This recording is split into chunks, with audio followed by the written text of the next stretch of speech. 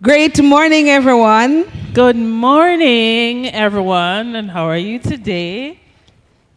Well, it's day 2 of our back to school conference. I hope you are ready. If you are ready, let me hear you say ready. No, they're not sound quite ready at all. Are you ready for day 2 of our 2023 Region 7 Back to School Conference? Let me hear you say ready. Ready. Okay, these persons did not have breakfast this morning, so we're just going to wait until they finish that little snack, and the energy will come up as they go throughout the program. But Lady Bathsheba, I know who is ready. So the Knox College devotional team is ready, and so we're going to have them to lead us into our morning's devotion. So open your hearts and just be ready to connect with the Lord. And I'm sure we are all going to enjoy this devotional session. Over to the Knox College Let's team. welcome them, ladies and gentlemen.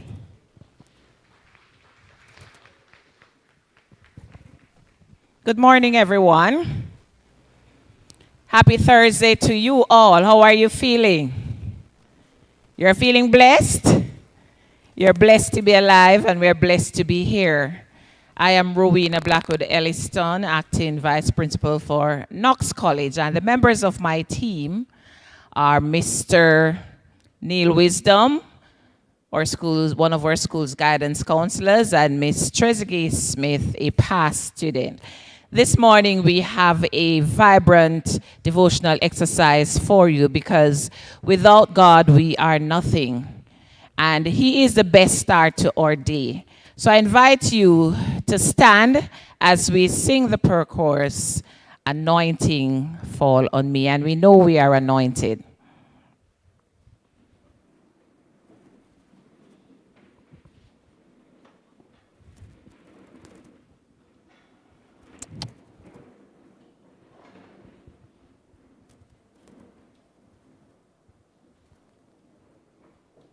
Anointing fall on me. Anointing sets me free. Let the power of the Holy Ghost fall on me. Anointing fall on me. Anointing fall on me. Anointing sets me free. Let the power of the Holy Ghost fall on me. Anointing fall on me. Let the power of, let the power of the Holy Ghost fall on me. Anointing fall on me. Let us bow our heads to prayer. Father in heaven, we give you thanks for another lovely morning you have awoken us to. Father, we thank you for journeying mercies. As we pause now to give you thanks, we ask that you bless us on day 2 of our educational transformation workshop. Father, be with each and every individual here and continue to bless us, I pray, in your Son's holy name. Amen. Please remain standing for the word of God.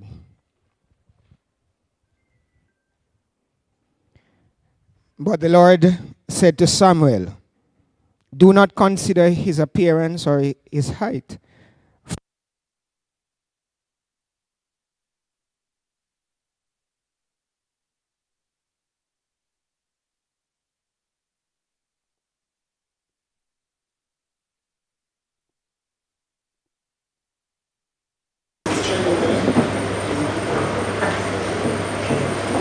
But the Lord said to Samuel, do not consider his appearance or his height, for I have rejected him. The Lord does not look at the things people look at. People look at the outward appearance, but the Lord looks at the heart. Then Jesse called Abinadab and said, and had him pass in front of Samuel. But Samuel said, the Lord has not chosen this one either. Jesse then had Shammah pass by, but Samuel said, nor has the Lord chosen this one. Jesse had 7 of his sons pass before Samuel, but Samuel said to him, the Lord has not chosen these. So he asked Jesse, are these all the sons that you have? There is still the youngest, Jesse answered. He's tending to the sheep. Samuel said, send for him. We will not sit down until he arrives. So he sent for him and had him brought in. He was glowing with health and had a fine appearance and handsome features. Then the Lord said, rise and anoint him. This is the one. So Samuel took the horn of oil and anointed him in the presence of his brothers. And from that day on, the Spirit of the Lord came powerfully upon David. Samuel then went to Ramah. This is the word of God. You may have a seat.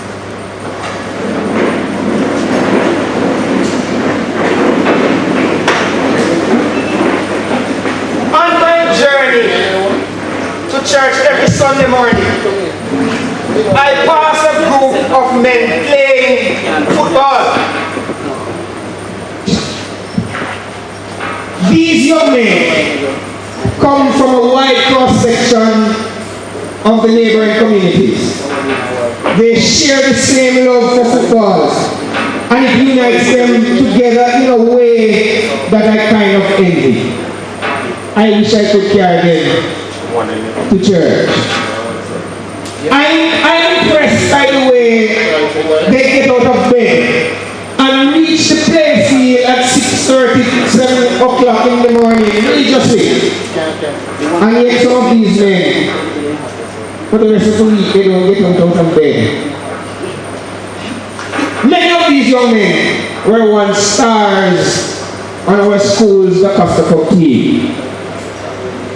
And many of them are still involved in playing football at the community level. Some have moved on to national level, and others just play football just for the pure enjoyment of the game.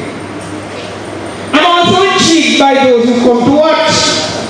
They have almost the same kind of discipline as the player. They get up out of bed 5 o'clock to get to the play field at 6:30 just to watch these other men play football. Yet my brothers and sisters, some of these same men are often poor fathers, jobless, and sometimes a menace to society. So every time I pass these men playing football, I think I'm kind of learning something. I'm seeing clearly that these men can be disciplined in one area, but a failure in another area. So I stare at the proverb in Proverbs chapter 22 verse 6 that says, train up a child in the way they should go, or where he should go, and when he is old he will not depart from it. I stare at it often because I often wonder if this proverb rings true to my life as an educator. I've been an educator for almost 30 years. And I must confess sometimes when I look at what is happening in society, if I'm not too careful, I sometimes feel that I have failed in some areas. But as I stare at this proverb, there are several thoughts that jump out at me. Firstly, we are asked to train the child. And the question I ask myself is, what training does this child require? And secondly, how do we determine the way they should go? Because we will provide this training on the premise that when he comes of age, But whatever training he or she gets will become his way of life. Training, according to the Oxford Dictionary, is the action of teaching a person a practical skill or type of behavior, which suggests as educators we are to an extent determine the behavioral outcome of our students and subsequently the outcome of our nation. Transformation, also according to Oxford Dictionary, is defined as a marked change in form, nature, or appearance. Can we transform the mindset of criminals to create better behavioral outcomes by unearthing their other abilities and talents? Over the years as a teacher, I have observed something about training. Training transforms the individual.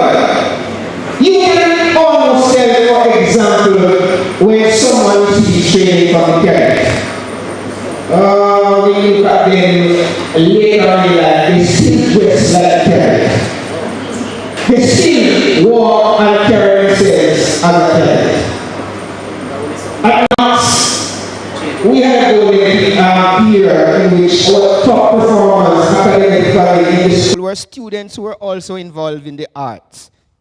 One of our head boys, several of our head girls, and several student council presidents and prefects were students who for some reason were students who were actively involved in dance, music, drama, speech.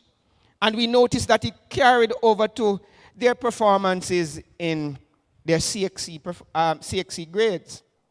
Most of them graduated with mostly ones and a few twos.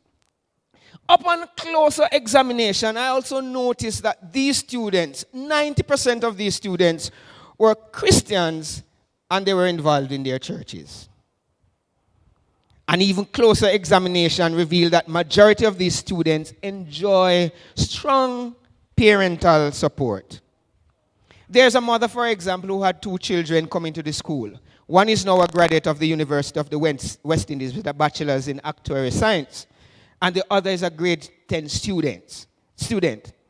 Both children played volleyball. Both children had above 80% in their academic averages. The boy was also involved in music and represented the school at the All Together Sing competition.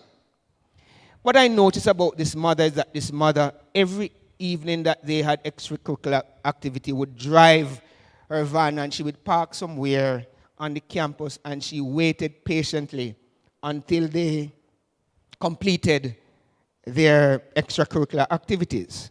She was a teacher, but she found time to invest in her children. Recently, I heard an argument from an educator who was making the case that not all students are academically inclined, but there are those who are like the Usain Bolts of this world, who never really matriculate to university. But because someone unearthed his talent, I say he is one of the 7 wonders of Jamaica. I'm sure I'm speaking to the converted when I say that we can transform a man when we empower him by unearthing his abilities and talents. Here's what I think. David's life began to take a turn when Samuel, the prophet, anointed him, gave him hope and a purpose. Jesse, whether knowing or unknowingly, empowered David when he gave him the responsibility of a shepherd that provided him with the skills training that prepared him to be a Goliath slayer. And even before that, his ability to play the harp took him before King Saul, who made him his armor bearer and prepared him to be king. David's influence came from Samuel the prophet. And I want to say that his influence came from the church. Jesse, a family member, and King Saul, the community. The impact all these stakeholders had on David contributed to him becoming the great king that he was. I assume that when a prophet anoints someone, he also speaks a prophetic word over his or her life. Never underestimate the power of a positive word spoken over a person's life. Never underestimate the power of prayer in transforming a life. It was the custom of patriarchs in the Bible to bless their children before they die. Never underestimate the power that family has in speaking a positive word through prayer that will transform a child's life. I get the feeling from text that David was a rude little boy at times, based on the text in 1 Samuel chapter 17, 28 to 32. And it says this: when Eliab, David's older brother, heard him speaking with the men, he burned with anger at him and asked, "Why have you come down here? And with whom did you leave those sheep in the wilderness? I know how conceited you are and how wicked your heart is. You came down only to watch the battle. Know what have I done?" said David. "Can't I even speak?" He then turned away to someone else and brought up the same matter. And the men answered him as before. What David said was overheard and reported to Saul, and Saul sent for him. David said to Saul, "Let no one lose heart in accounting of this Philistine. Your servant will go and fight him." My brothers and sisters, can I challenge you? Because someone invested in a conceited, wicked boy who was able, through the anointing of God on his life, slay the giant Goliath, his life was transformed.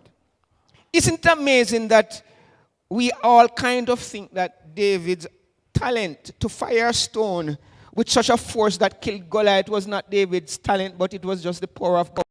David. We kind of thought that it must be God's supernatural force behind his feat. But what if it was simply just David practicing his stone throwing technique, the art of using the right stone through training, so that when defending his sheep, he could do it from a distance while protecting his sheep? Never underestimate the power of training to transform the ordinary into extraordinary. Brothers and sisters, my cup is full. And if I was permitted to speak, I could speak all day on this topic. So I close by encouraging us, as we seek to improve the way we educate our children, never to underestimate our ability to influence the lives of our children. There is a David that is waiting for a Samuel to unearth, for a Jesse to give the responsibility that will shape his life in the future. And there is a Samuel who will provide the kind of opportunity that will transform his life into a great man. God bless you.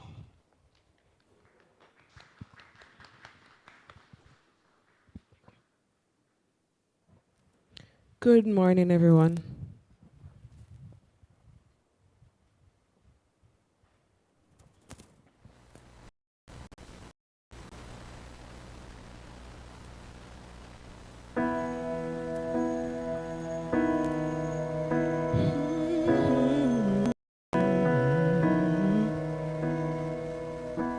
As I lay down, heaven hear me now. I'm lost without a cause, after giving it my all. Winter storms have come and on my son. After all that I've been through, who on earth can I turn to? I look to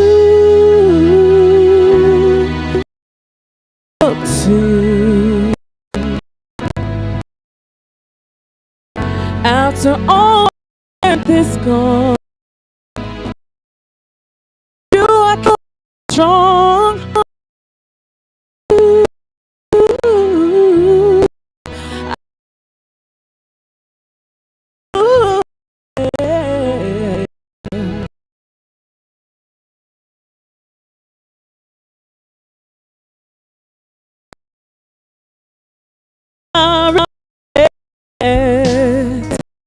And if I'm gonna make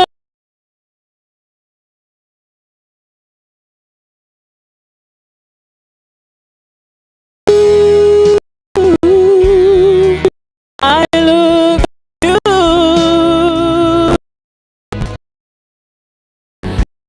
all my soul is gone. You are strong to I love you. Oh yeah, all these are gone. My soul, I look to you. My levers are broken, my walls are tumbling down on me. Pain is falling, defeat is calling. I need you to set me free. Take us up. I need you to shine on me.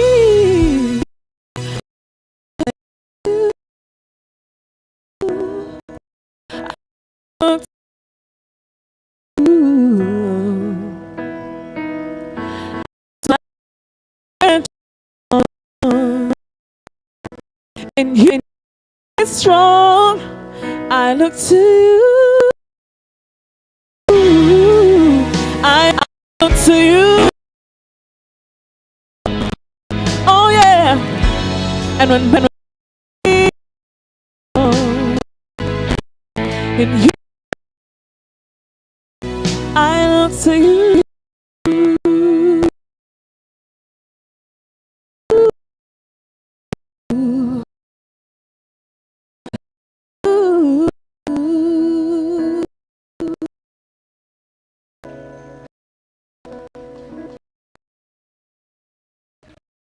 Thank you so much. Give them a round of applause. After this show, I know I am blessed and I for back and in our Indeed, Achiever realize that if it is up leading all day, did mention that is, but we're happy that we have this opportunity to start will be transformed, and that through education. Everybody say it's and we can't leave it out of. Thank you for this wonderful stirring devotion and beautiful singing from our. Give her another round of and make devotions for us.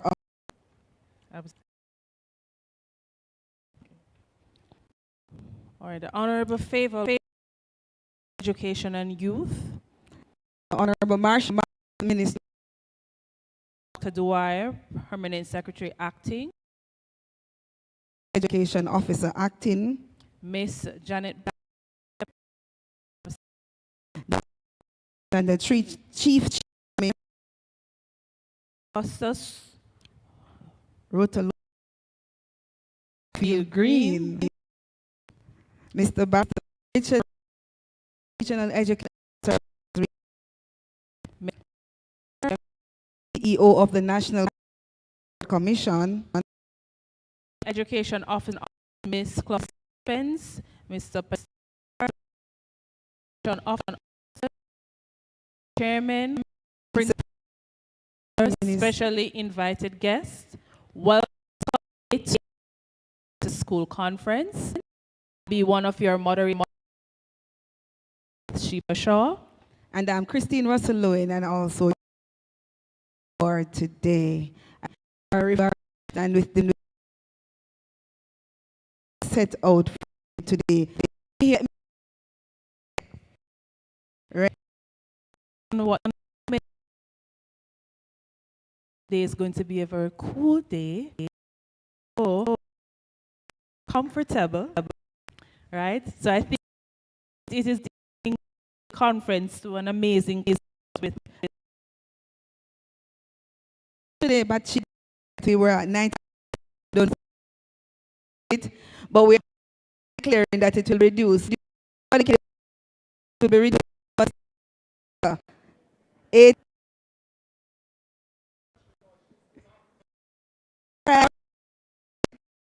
We're that it is product indeed. Director back to back theme is education transformation, enabling and abilities for the climate in which we are operating in.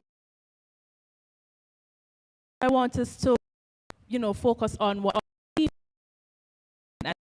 have discussions this morning and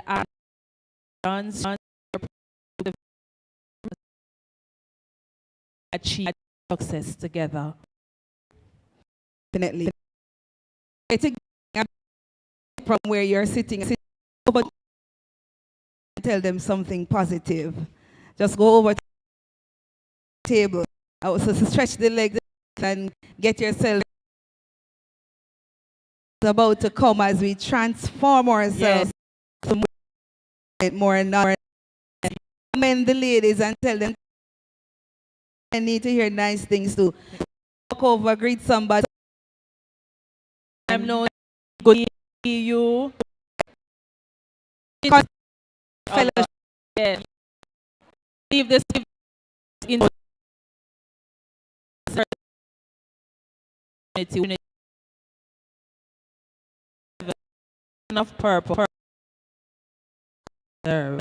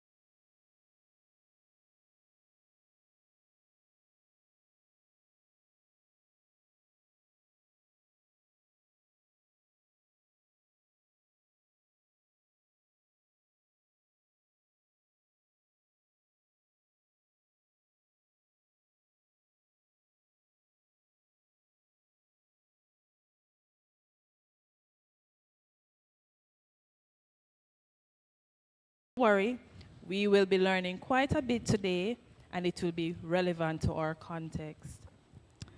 All right, so coming right up to us this morning from the Education Transformation team is Dr. Faith Alexander.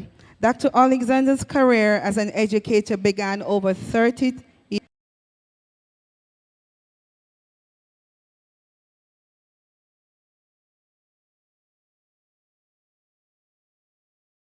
Very transformational. A former term principal, Dr. to work with the Florida Department of Education, their different account as a senior administrator, where she has the responsibility of giving students agenda, especially in the area of literacy. Worked in many school districts, including the largest is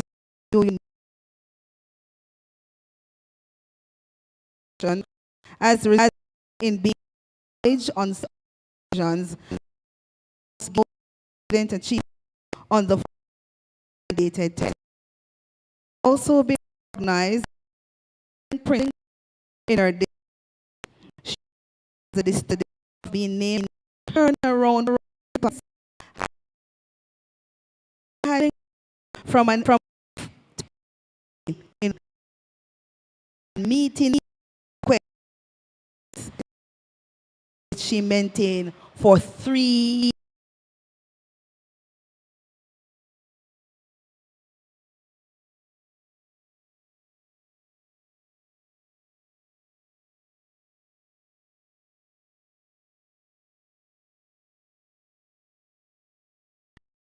the United States Caribbean in a of education academic children race economic. Ladies and gentlemen, please make Dr. Alex Chief Education.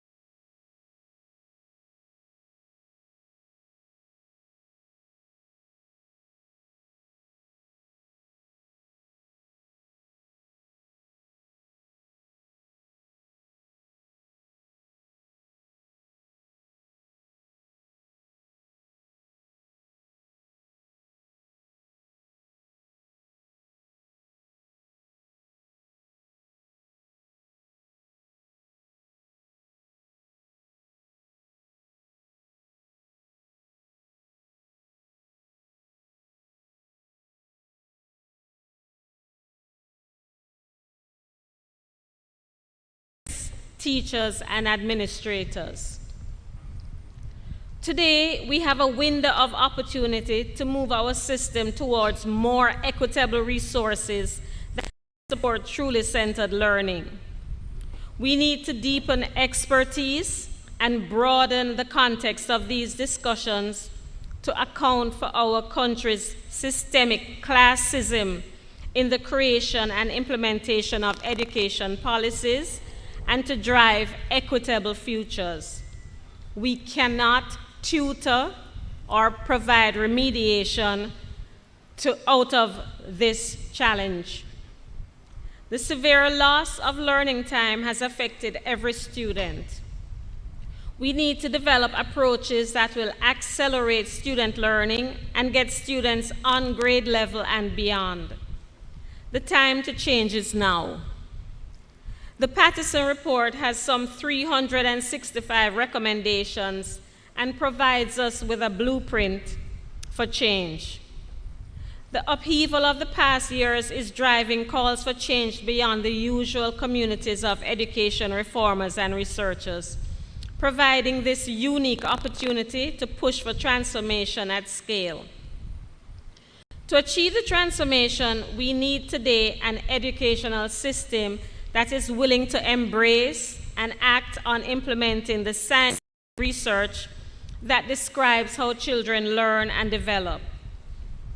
The science of learning and development shows that building each child's knowledge and skills and their unique talents and ultimately expressing their full potential can be significantly influenced through powerful, personalized, culturally affirming learning environments that focus on whole child design.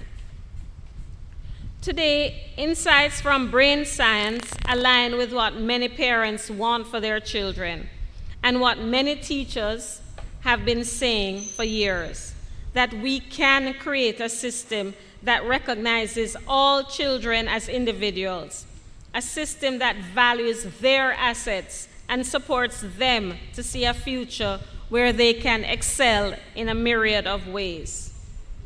In a nutshell, education should give every child, every girl, every boy, every young and not so young person both the ambition to expand their dreams and the capacity to make them real. The capacity to become the person they want to be and to participate in the creation of a world that they want to live in. We must transform our schools into inclusive, safe, healthy, and stimulating learning places. Schools should accept every girl, boy, or young person and make them feel welcome, cared, and protected, stimulated, and supported. Another transformation effort, which you probably have heard about, was the recently opened Special Needs Center. We are now looking to provide an inclusive and mainstreaming environment where students who are otherwise abled are also mainstreamed, and this is truly transformational.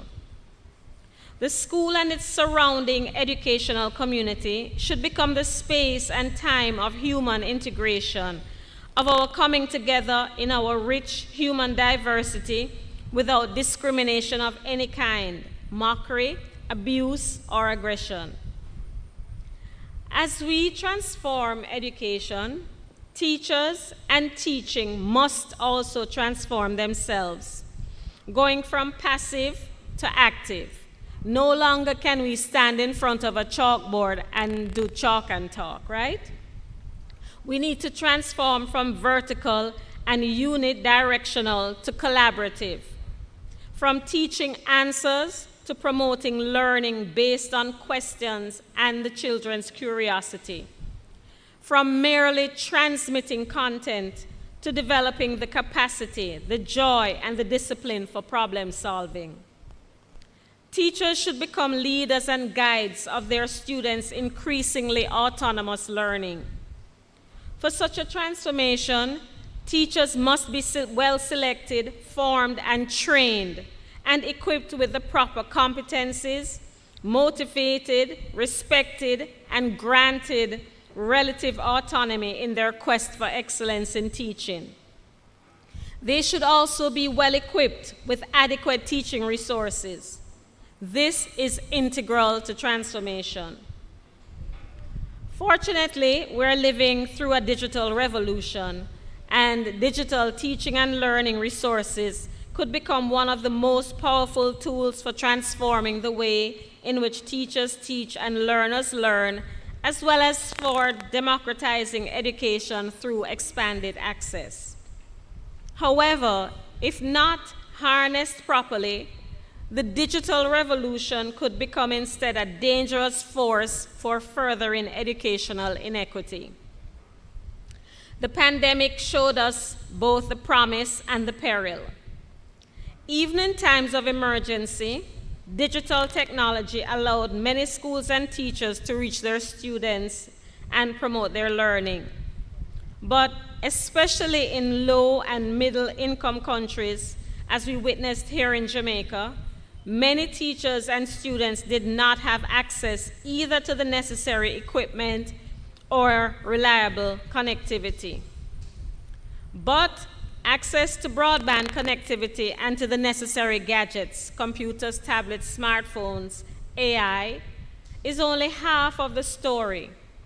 The other half has to do with the educational content and the teaching and learning resources that should be and can be available through digital media. Transforming education is the key to sustainable development to ignite a movement. Poverty, and I know some of you will say, well, you know, our children come from very poor backgrounds and surroundings. But poverty, as we know, is the opposite of sustainable development. However, transformation of the educational system does not need to be stymied by poverty. We can call on the classic example of Mississippi in the United States. This state is the 49th poorest state in the United States. 10 years ago, they were woefully lacking in student academic success. They decided to take a radical approach to changing that. Today, they are being called the Mississippi Miracle, as they are now outperforming students throughout the state of Mississippi. We should remember, throughout the United States, remember that historically, no human right has been graciously conceded. They all have had to be fought for, and education is no different. Those who are excluded from education, excluded from learning, will have to fight for their rights. Thus, if this presentation at this conference is to achieve its goal, it will have to ignite a movement for the transformation of education, which will have to be also a movement of equitable, sustainable development. Only then will we transform education into a true human right. I'd like to close this afternoon with, this morning rather, I'm rushing the day along, with a final thought, and hope that my message has brought some clarity and meaning as to how we plan to transform our educational system for the betterment of not only our children, but for our country as a whole. And most importantly, how transformation will ignite a movement that is for this moment in time.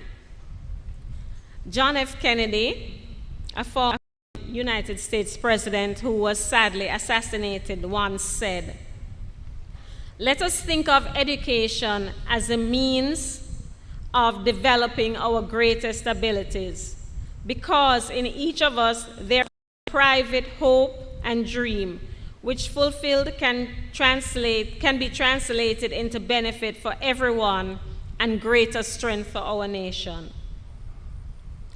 I also want to leave you with this as you prepare to welcome our children in September.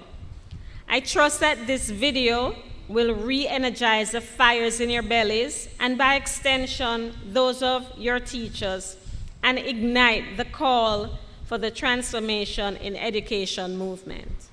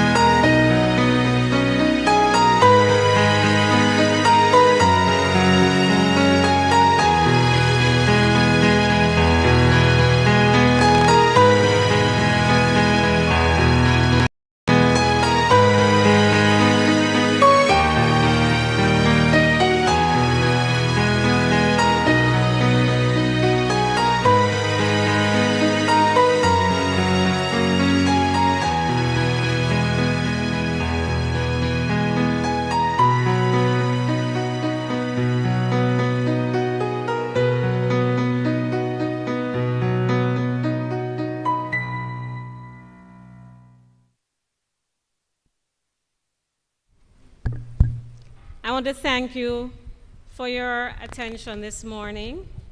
Know that the transformation team is here to partner with you in service of our children, to bring about the necessary changes to ensure the success of our educational system. Thank you.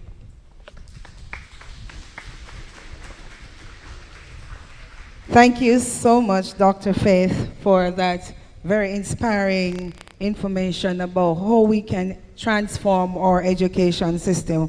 What stood out for me the most, ladies and gentlemen, is where transformation begins with the heart. And at any point in time, we're going to change what we usually do and to do it differently. It starts with self-examination, evaluating ourselves, see what we are doing, if it works, and how we need to change it.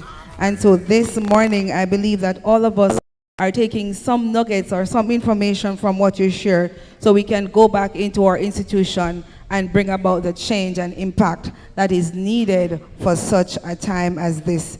Indeed, the theme for our conference, Education Transformation, Enabling Every Child's Talents and Abilities, is quite fitting for this 21st century.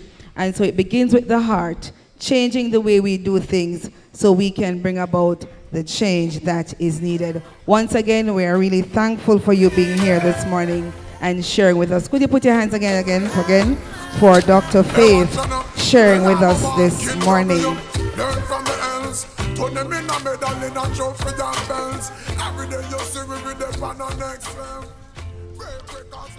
Indeed, and we're winning right now because the time is cooled down, right?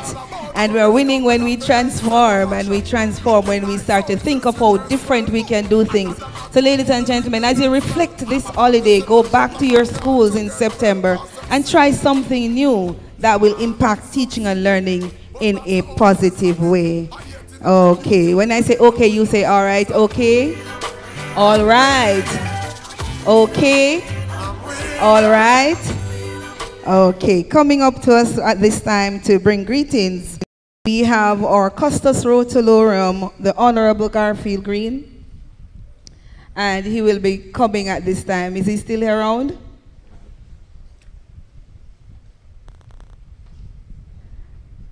All right.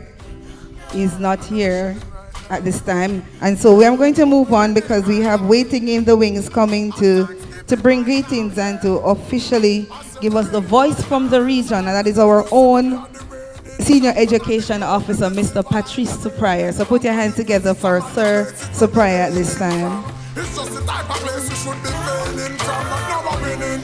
Yes, every quarter, every inning. Multiple tracks and then a swimming. Yes, Mr. Music, it's happening. Good morning, everyone. No, sir. Good morning, everyone. Good morning, Raquel. All right, that's what I'm talking about. A pleasant good morning to all. It's good to be back with you. We are here today again, thank God, and the rain has just indicated to us that we are welcome. So, ourselves at home, right? Wait, talk to me, man. Hello? After such a rich day one yesterday, we're here again for this second day of this wonderful Back to School conference. I need not remind us of the of the great time we had yesterday. We had a good experience, right? Talk to me, man, right? All right. We had a very good experience yesterday, but today we're going to have even a greater experience. So I invite us all, I'm not here to make a long speech, but just to invite us to sit back and relax and enjoy the final day of our Back to School conference. I am really excited about today, especially. I bet you never guess why. Guess the man, work with me. Especially excited about today. Why? It's cooler and the kids are here, right? The kids performed yesterday. The kids did a wonderful job yesterday, right? And they're going to do a very good job today. So let us anticipate it and clap them first. All right. So Douglas, I see you down there relaxed with your kids. All right. So, one and all, enjoy what we have in store for you. It's very, very good. We anticipate it. Thank you. Thank you, Mr. Suprior. Mr. Music Man, how comes you don't get any music too? And I think you Mr. Superior is winning right now, you know. So I don't understand. yes, he is. We thought we'd get a little. Mr. Music Man, are you trying to put us to sleep today? I think he's saying he did such a good job, and all of us, because you showed up yesterday and you're back today, you are doing a good job. Educators, you are. Indeed. And you're always in disguise. All right. Just tell the person at the table you're doing a good job. You're doing a good job. Smile in my face. Yes. When we Tell somebody you're doing a good job. There's no way. There is a lot of room for improvement, but you have to tell yourself that you're doing a good job so you can transform things and let it become better. Yeah. You're doing a good job, Bathsheba. You're doing a good job, Christine. All right. And so we want to congratulate and welcome all our invited guests today. You are our invited guests, all the QECs. And so we're going to welcome you and your convener in fine style. So we want to just the time get cooled down. So as we welcome you, just, give us a wave or something to bring out your uniqueness as a QEC. Are you ready? If you're ready, let me hear you say ready. Yes, and our online audience is listening up and looking on, so guess what? You have to show them that you are the QEC of choice. Absolutely. Whether it is 47, 48, 49, 50, 51, or 52. Bathsheba. To all our education officers and conveners. And so at this time, we celebrate all the participants of QEC 47A and B. Would you stand and we'll give them a round of applause? All the schools from QEC 47A and B, led by Miss Kamala Subarn. Big up yourself. Yes. All right, A and B is Lady Gillespie Lewis. Right over there, indeed. Yes, you are a big deal. You're my friend, I'm a big deal. All right, and now we're going to highlight the man himself, Mr. Horton, who leads QEC 51 and 52. No, 50 and 51 rather. All the principals. 52 and 50. Sorry, 50. So all the principals, chairmen who are affiliated with that QEC, let me see you stand and give us a wave. Yes, Mr. Artley, you are a big, big deal. Having two, not one QEC, but two. Wow. Third one comes September. I think Mr. Horton is looking forward to that. He very quite important excited. for you. And he will get a pay increase, a salary increase, I'm hearing from this table. You are important, QEC 50 and 52. We're going over to QEC 51, led by Lady Raquel Ranger, and I call her Chief of Staff. You see she's standing and with her pen and her paper. Big up yourself, QEC. Yes, and all the principals, chairmen, you're a big deal. Out in their numbers, and they're represented, they're in blue. Yes, I realized. I didn't get that memo, Lady Bathsheba. Well, I'm in blue, so clearly I'm thinking along with the team. Can I join the team? I think I'm very important for real. I'm a big deal. All right, and we're now going to highlight Mr. Christopher Reynolds in his absence for QEC 49. Let me see. Providing oversight to QEC 48 also. So 40, all 49. Teachers, if you're here, chairman for 40, 49 and 48. Let me see you. Give us a wave. You're a big deal. Yes. Indeed. And we have some other officers. They are real VIPs because they don't only see QEC, but they see the entire region. Yes. Enough big up to hard working from the numeracy team, Lady Winsome Mix Williams. Yes, over there. Yes, giving the queen wave as she usually does. Yes. Matching up all of the things then because mathematics matters. And right beside her is Miss Lady Levon Wheeler, come on, from the literacy unit. Ensuring that all are literate before we move to the next level. and ensuring that health and family life is in the right place. We acknowledge Lady Wendy Mullins Good. Put our hands together for her, a very hard-working worker from the region. Yes, and she represents the HFLE. And going over to the guidance unit, or guidance education officer, none other than King Dalkeith. Are you here with us today? Thomas. Are you here with us today? I'm also reading. And all the guidance counselors. Let me see the guidance guys in the room. Guidance counselors, wave your hands. Yes, we make school happen. Indeed, indeed. We get the behaviors and everything intact. And of course, the guidance and counseling unit that I am a part of is indeed a big deal indeed. We also want to highlight Mr. Isby, who is the building officer. I want you to give him a big up. Very hard-working gentleman, supports the region. Yes. Pulling down and fixing up and planting fences and doing all kinds of things, ensuring that the region is up. Talking about safety and security. Mr. Berry, Courtney King Berry. Let us highlight Mr. Berry, who is ensuring that safety and security is paramount in the region. Yes, and we don't have any Dean of Discipline here this morning. Do we have any Deans of Discipline in the room? No, we have not. But we also have the money lady, the person who take care of the finance. Yes, the person who signs off on the checks. Yes, so you have ladies. Those people are big deals. And so we have them in our region. Ladies and gentlemen, please clap for the money people. You know, it's very important. They will ensure you get your traveling allowances for this conference, so you better clap them. Yes.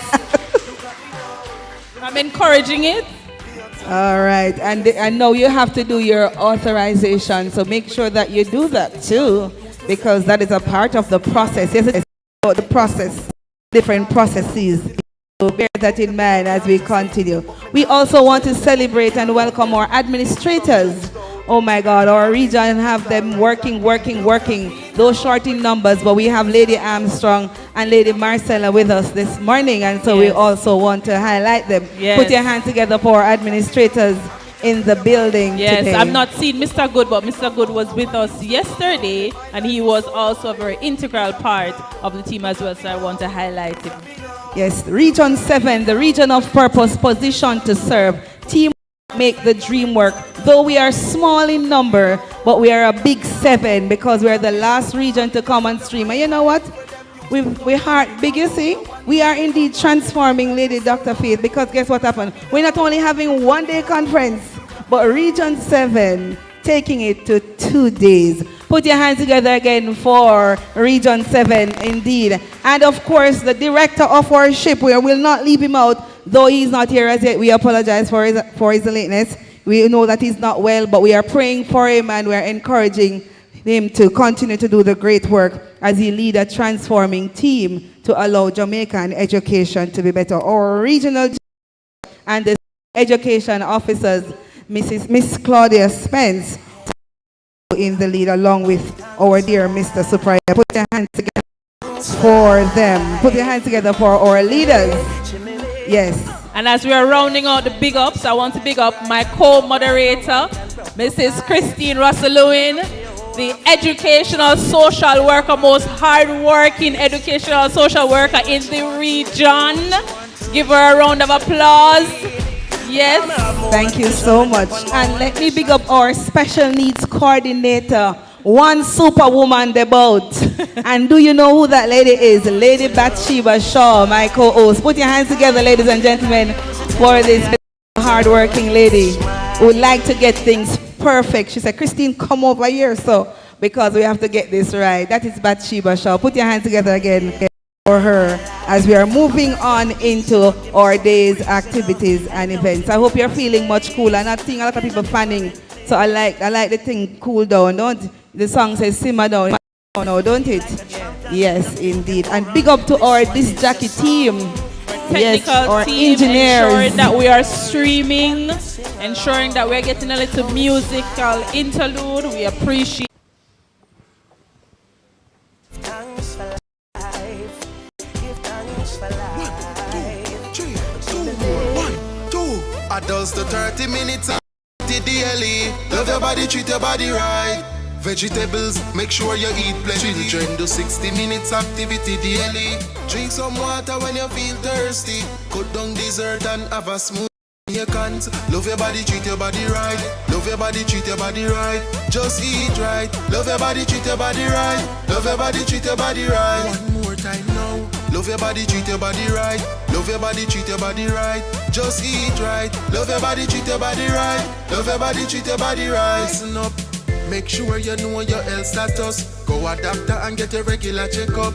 Chronic disease can slowly creep up. We can lower the risk and live up if we just eat right and get moving. Jumping, running, dancing or skipping. Change the children, them lazy habit. Make them play out the door and put down the tablet. Jamaicans, love your body, treat your body right.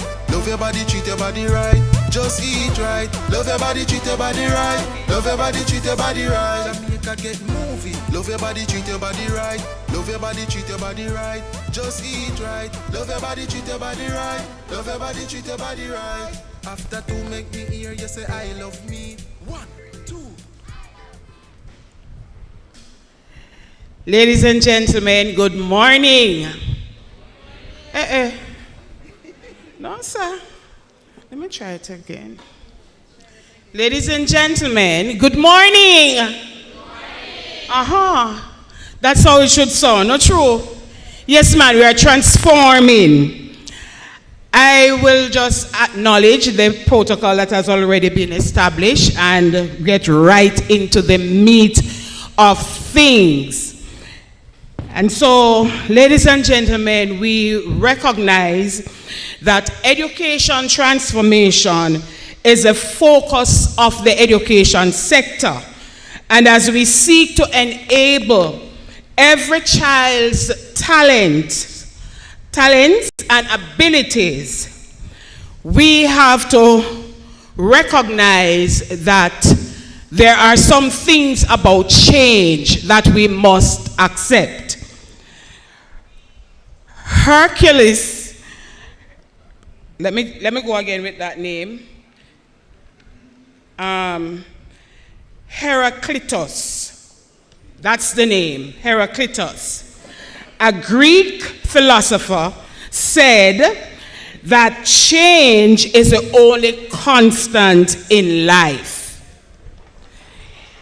Yet, Mary Shelley in Frankenstein wrote, "Nothing is painful to the human mind as a great and sudden change." And although these quotes seem to contradict each other, they can be reasonably assumed to be true, even in the context of educational transformation. We know that school has changed on many accounts, and therefore we have to change to cope as we navigate the intricacies of the space. Today we have with us from Denby, Ketania Wilson, she crucified me now, you know, and Rajon Glaive. And we are going to be examining our theme, which is School as You See It, or School as It Should Be. And I'm going to be having the conversation with my two newest besties. You know, when you align yourself to young people, you know, you get younger. Who knew that? Yes, and I'm being told that I have Benjamin Button syndrome. I don't know if it's true or somebody trying to fool me up, but I am accepting it. All right? So this morning we are going to be speaking with these two promising young people, as they are the ones who would have had the experience from their perspective as students, and we want to hear how they feel about school as we see it, or school as it should be. And so I'm going to go ahead and pose the first question. And they are a very good little team, so they'll decide who will go first in responding. All right, ready, guys? Show them the champion kind of thing. Put up the champion. Fix them. Yes, good. All right, so where I want to start with you is to ask, how does the expectations of others, and these are the others that I speak to now are like your parents, your peers, your teachers, anybody else that you find to be very important to your circle. How does the expectation of others impact your experience and your achievement at school? See, you see, they're a team and they're consulting? Yes, ma'am. So you're going to take that one, John? All right, go ahead. Okay. Good afternoon, everyone. Morning. Oh. That's Good okay. morning. All right. The impact of the expectations of parents, friends, classmates, basically the people who surround you every day. Yeah, we're hearing. Okay. I feel the expectations of parents especially pressure the children to do a certain level of excellence in school, even though you won't always meet the requirements of them and sometimes you disappoint them and things, but I feel like it pressures the children too much to the point when they go home they start blaming teachers and they start blaming their friends and start blaming. So I feel like it's mainly the parents who affect the children in basically persevering and doing excellence or doing what they love in that sense. All right, so Ketania, are you saying then that the stress is not really with your peers, it's really with the parents, or do you have a different perspective? Good morning. Yes, I agree. Parents are the main people that pressures us to excel in school.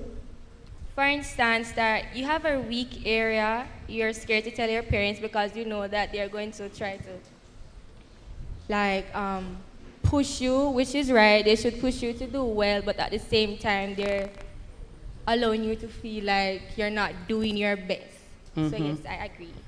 All right, so we're getting that parents are the pressure point. Do we have any parents in here? Does it ring true? Yes. And especially if your mother is a teacher, not true? Oh God, those poor pitney them. If their mother is a teacher, oh my Lord, the whole world comes tumbling down. All right, so I believe that you can take this home, that the word on the street amongst the students is that you need to, what do you call it, Miss Lewin? Where's Mrs. Lewin? What do you call it now? They need to ease up. Yeah, because pressure bust pipe, you know. Yes. So, note though that Ketania did make the point that she expects that the parents will be there to support. But she's saying that, boy, sometimes the pressure is so much that instead of improving, it pulls back. So one of the things that we need to consider as we seek to transform the sector, and remember that each of us as stakeholders would have some impact on how that change goes. So that is a very, very important point for us all as parents to consider, that sometimes we need to let it go a little, because, putting ourselves in the shoe of the children. Not wearing the uniform, but, right. Now, so as we look at the school, and I want you to reflect on your school, the lovely Dembe High School, that is very resourced, well resourced. We have a lot of things down there. Right, Mr. Douglas? I see you cheering. Right. I know. Right. So we're saying now that when you look at Dembe High School as a plant, and I'm speaking specifically to the resources now, do you believe that the resources that are available can support you to realize this theme that we have here, that it will enable you in terms of utilizing your talents and abilities?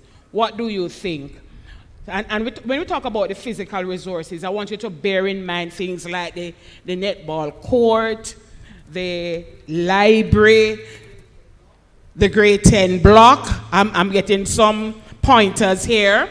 The play field, the canteen, the bathroom facilities. How do those help you, or how do those help you to move ahead with regards to school life and enabling you to realize your true potentials with regards to your talents and abilities? You think it's enough, or what is it that is there? You can't talk, because Mr. Douglas, Mr. Douglas, tell we already. Okay, so I think that my school has enough things for us to feel comfortable and for us not to focus only on education itself. For instance, the netball court, when we're not using it at lunchtime, I see students go over there like they study, and after they study, they take breaks, they talk to each other, they make TikToks. And also at lunchtime, we go underneath the sixth form trees, we take breaks from school, we talk. Yes, we still study, but we talk. Right. We have fun. We don't only focus on school. And I'm taking that to mean that you don't just study on the academic aspect of school, but you want to focus on the other areas of school, like the social part. Yes, and meet a friend that could somehow turn out into some kind of lifelong commitment. Not true. I'm wondering if that is the reason for the grade 10 block. What happens on the grade 10 block, Rajan? What happens on the grade 10 block? Tell us the interesting features of the grade 10 block. All right, the grade 10 block, I would say the main thing that has really been occurring right now since September is really the heat. We are burning up. It's really the heat. It's really the what? The heat. Oh, the heat! But for the grade 10 block, I wouldn't say much happens on the grade 10 block except learning, to be honest. Like seriously, Mr. Douglas, after you pick our interest like that?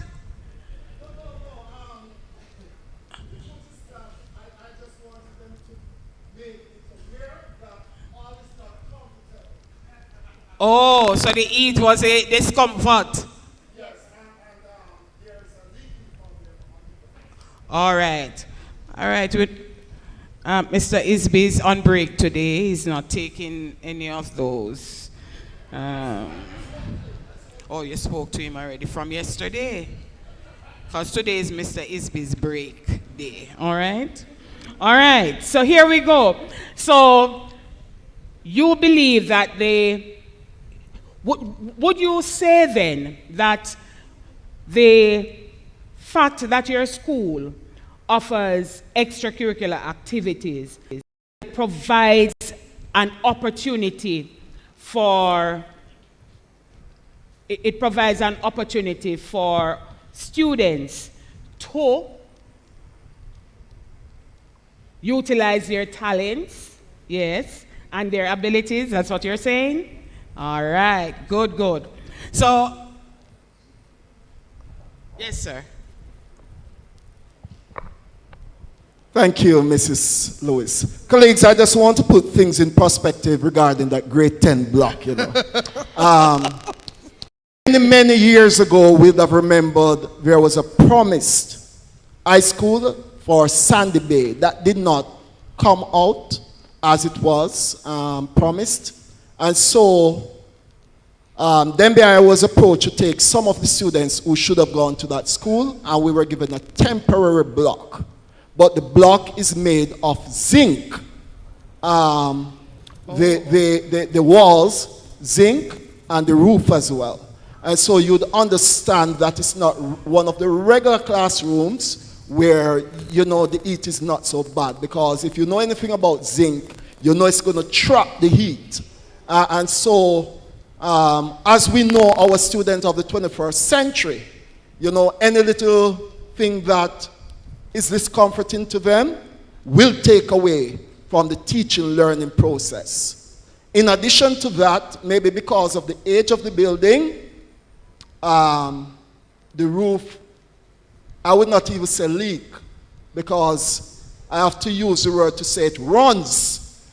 I heard one person said yesterday that they're out of bins to catch water, think from a primary school, and that block is really going down that route right now. And so I just want to bring it to their attention since I'm here, so that there is urgent need for repairs for September. Thank you very much. All right, so there we have it. And remember that he did tell us before that he had that conversation with Mr. Isby yesterday. Okay, good. All righty. So back to you now, Ketania and Rajon. All right, so let's look at resources now. Talk to me about resources at school. So you would have done the sciences, business, home ec, what again? Law, all of those. Are the resources that are available at school enough for you to navigate the space in terms of what you need to access for your studies, to support you with your assignments, and we're talking about SBAs now, and any other assignment that you might have had at school. Are the resources sufficient? What has been your experience in terms of the resources that are provided by the school, one, for you to be empowered as it relates to your talents and your abilities? And two, how about the resources that your parents provide?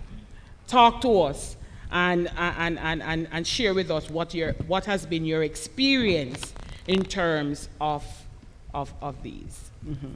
All right, in terms of resources all right, let me start with parents. In terms of resources with parents, if there was anything that I needed to get for a school, and I go to my mother and say, Mommy, I need this or whatever, she provides everything for school. Mm-hmm. So I wouldn't say there's a problem with resources in the parents. Mm-hmm.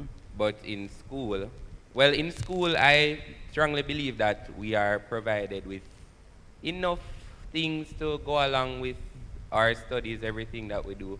The only issue I think that we have is the internet, mm-hmm. because if we need to search up something or to print or do whatever we need to do for our SBAs, especially since we reach grade 10 and we're trying to finish up our SBAs, I think that the internet is the most challenging thing that we have in this school. But in terms of resources, because I do visual arts, and in terms of resources, I have the resources for visual arts. There's never a time that I go and she doesn't say that, oh, she doesn't have this. Mm-hmm. So I think that in terms of resources, we are pretty much good. But me and Ketania do different areas. So all right, so we need to hear from Ketania. All right, so look here. as it relates to the resources there now, you spoke about the internet. What is a problem with the internet? Is it that there's a connectivity issue, or is it that there is no internet for the student body to access? What is it? I haven't really questioned the internet, but from what I know, when I go to school, and if I check the Wi-Fi, it tells me that Dembe High has a Wi-Fi, but when you go to check, they said that it's either not working. They had a code system in grade 7, but ever since we came back from the pandemic, I realized that I don't know what happened exactly, but we don't have the internet anymore. But it is there, I just don't know what's the issue with it. Or maybe it died from COVID. All right. All right, so Ketani, you're going to share with us your stance on that. Okay, so I agree with Rajan. The only problem that I think that my school has is the internet. Is? The internet. Okay. I do cosmetology, and we have everything that we need at school. It's just the internet. Basically, it's just the internet. You hear the stories that coming out of Dembe High? You see why I say that they are the rich school? Because they have all the resources, only the internet that all of us have a problem with, including me at home. All right, Ketani, change your Okay, mind. so Rajan and I, our parents can't afford for us to have everything that we need for school, but for other students at school, not every parent can provide. So for my schoolmates, most of them, they need tablets or a laptop. Since as we're in grade 10, we need to do our SBAs before grade 11 so that we can focus more on CXC. Right. So for them, I think that we can assist in getting them laptops or a tablet. That's all. All right. So, colleagues, how you feel that we're going on so far? Are you pleased with the Dembe High students? Are they representing? Lord Jesus. That little call, yes. Come on. You feel like we would end the interview now? Based on their response? Come now, colleagues. All right. Let me hear you applauding them based on how you think they're doing. Sound like you're doing a good job. All right. Awesome. So we're not going to be here for much longer, but I have probably just 2 more questions to ask. And you mentioned about the internet. And so the next question would be fittingly the whole talk about technology. And I want to hear your perspective on technology as in regards to how it facilitates your learning. So this is how I want you to talk to me now. Do you believe that the teachers rely too much on technology to teach you, or too little, or can't go on? You know that one there, they can't go on. Or is it that you are not as receptive to the infusion of technology in the teaching learning experience, and sometimes you feel as if that too is causing a little bit too much pressure or so? Talk to us about that. How do you feel about technology? What has been your experience? All right, with technology, I'm not going to lie. Around COVID time when we had technology, I don't even know how to put it, but I don't like how... You don't like the virtual space? No. Okay. Because over COVID, I was dreading to come back to physical school. So I would say for technology, sometimes it benefits us, and I don't want to speak on behalf of everybody because everybody learns different. Different, right. But with me, I know that you have to repeat something for me to understand it. So I would say with technology, it has been tricky, rough, but when it comes on to physical learning, when a teacher is in a physical space and is teaching you, and I like when teachers go over things to ensure you understand something, because it's not everybody going to catch it instantly. Right. With technology, how teachers teach with technology, sometimes it's like they're reading out something and then they don't go over it. So it's kind of bad on you, and then when you get a bad grade now, you start doubt yourself and you say, Lord God, mommy, are going to kill me now. That's right. Yes, so there I again, think the parents' pressure thing coming back. You hear, parents? But I think that physical space, for me at least, it helps a lot. I know that some things you can go on the internet and, but sometimes I know that I go on the internet, and when I go to school and tell the teacher this, she tell me, say, it's foolish, me telling her. Okay. So I have to stick to the physical for me. But for other students, I would say, based on how I see they react to, in my class, how they react to the internet, they basically use it in their everyday life. So I can't really say for them. All right. All right, so here, let's get some things very clear from Rajan. So we know that he doesn't mind the infusion or the integration of technology in the physical classroom. But whereas we're using the virtual space now, he is a little bit uncomfortable with that. And I figure that the factor that is impacting there is the whole question of interacting. You get that, parents? No parents in here again, bro. They're online. Oh, they're online. Okay. All right. Teachers? You get it? Okay. Educators? All right. Just so the US gets stronger, as I say, educators. All right. So it is something that we wrestle with, and it is very interesting, without expanding too much, that just before COVID, we have been in this dialogue with regards to using online testing. You remember that conversation, colleagues? Online testing for CSEC. And many of us resisted it because we did not understand the change that it required. And many of us didn't see the online testing happening without the hardware requirements being fulfilled. And so, but when COVID came, man, we were plunged into the land of Zoom. And you remember when we were in that Zoom land? Oh, we see some things that we never supposed to see, because we got into people's private space and we didn't know how to manage our activities, those that were fit for airplay and those that were not so fit. You remember those problems and those issues. But I think we have gotten it right. Not true? Yes, man, we have gotten it right now. And so, Rajan, if we should go back into this space, into virtual, let's say something happened again and we had to go back in the space, you think you would be able to better manage the space?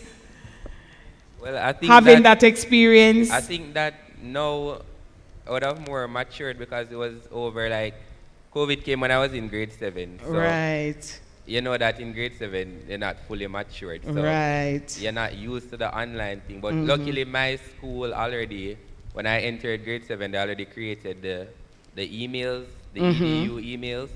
So we were pretty much okay. But I'm telling you, in grade 8, I really struggled with the online. Right. And we understand that because it's new. And remember, we said that, according to Mary Shelley, that nothing is as painful to the human mind as a great and sudden change. And we hold that true based on our experience in COVID. You wanted to comment on that, Ketania? All right, let's go. All right, so this is our last question now. We're wrapping up. Now, so you would have had, you're in grade 10 now, right? So you would have had 4 years experience in high school, 2 years offline, or online. Yeah, 2 years online and probably 2 years in the physical space. Now, I want you to do a quick reflection on all of that and share with us now, how is it that those 4 years that you have spent in high school, how has that enabled you to use your talents and abilities to align to your projected future? And when I speak to that, I mean, how has your experience been preparing you for life outside of school? Do you think that, well, you have probably one more year on this side. We have 2 more years, of course, to complete our 7-year program. But heading on to grade 11, what is your state of readiness to face grade 11, knowing that after grade 11, you could very well transition outside of the walls of Demby or probably continue? How has that been preparing you to, settle into your future goals? You're not feeling good about it? All right. I'll expand on what I grasped from what you said. How prepared I am going to grade 11. Going to grade on my 11. Experience on the for 4 the 4 years. year, right. All right. I would say I am pretty much prepared for grade 11 from grade 8 and then getting over the COVID and whatever coming back in grade 9. I would say the school has done a pretty good job in preparing us for grade 11 and encouraging us to try CXC subjects from even low as grade 7 because I remember in grade 7 my coordinator encouraged all of us to try English, but most of us were scared and would just enter high school. But now in grade 10 I tried 2 subjects and I feel like just the school allowing us to do that and to try subjects and get our results feels like it's preparation, like they're saying that you can do anything if you put your mind to it. And I feel like my school has done a pretty good job in preparing us from grade 7 come all the way to grade 10. And I am ready for grade 11 to face the new challenge of the 16th. Any fear? Any fear going into grade 11? What is that one thing that you're not so sure about? Any fears? I would say, because, all right, in grade 10, I feared CXC because when I signed up for it, I was very excited. But when the time drew near, I started fearing it. Yes. But doing CXC, I felt like that was the fear for grade 11 because I was like, how am I going to do 9 subjects? But when I reached grade 10 and did CXC, I felt like I overcome that one fear, and that was to do CXC. All right. I don't really think I fear anything else, just to do good on the last report that we have. Right. So you hear that your scaffolding mechanism is in place, sir, and they feel, I don't know about you, Mr. Douglas, but I am not a member of the Demby family by blood, but by water. I am related. Yes. And I feel very, very happy. It's a really good feeling hearing this young man giving what I would call this testimonial. And colleagues, I think we need to embrace, yes, man, we need to. Because, trust me, it does make a difference when you hear it from these youngsters that the school is really doing something to help them to transition into their very, very, very promising future. All right, so I give you the last word, Ketania. Okay, so I think that the only fear students have into going into grade 11 is CXC. And the fact that my school encouraged us to do it from an early age I was going to do it in grade 9, and then I signed up, and then I got scared because I thought I was going to fail. So I did it in grade 10, and I overcome my fear. So I that's the only fear I had for grade 11. So now I am prepared for grade 11, and I think that having 2 CXC subjects gone out of the way, I can focus more. Yes. Okay. On what is left. Yes. All right. So I think that it was a very balanced experience in terms of how our youngsters spoke about school. And we realized that our administrators would have gotten it right with regards to where we are going in terms of how we transform learning, teaching and learning, so that our students will be empowered to use their natural abilities, their talents, and dare I say their strengths. And if you listen carefully too, you would have heard them speak about failure. And that is part of the transition process, you know. Because when we are changing, we will make some mistakes and we will.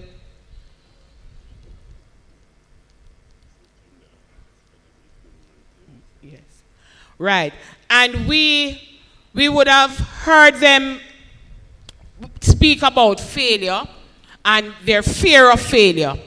And I believe that as a transformational team of educators, we really need to tell or to teach or to model to our students that failure is very much an important part of success. It shouldn't be that when they go to university, that is the first time that they would have experienced failure. We should help them to manage their failed experiences so that that process can help them to be stronger as it relates to building their confidence in self so that they can, navigate the space and be their best selves. So I'm going to allow you 2 little questions for our lovely panelists right up here. And nobody give them no hard question because you semi-drilled them already. So, 2 questions. Anybody? Come on, colleagues. You must have 2 questions for these brilliant persons up here. Let me see the hands going up. Who?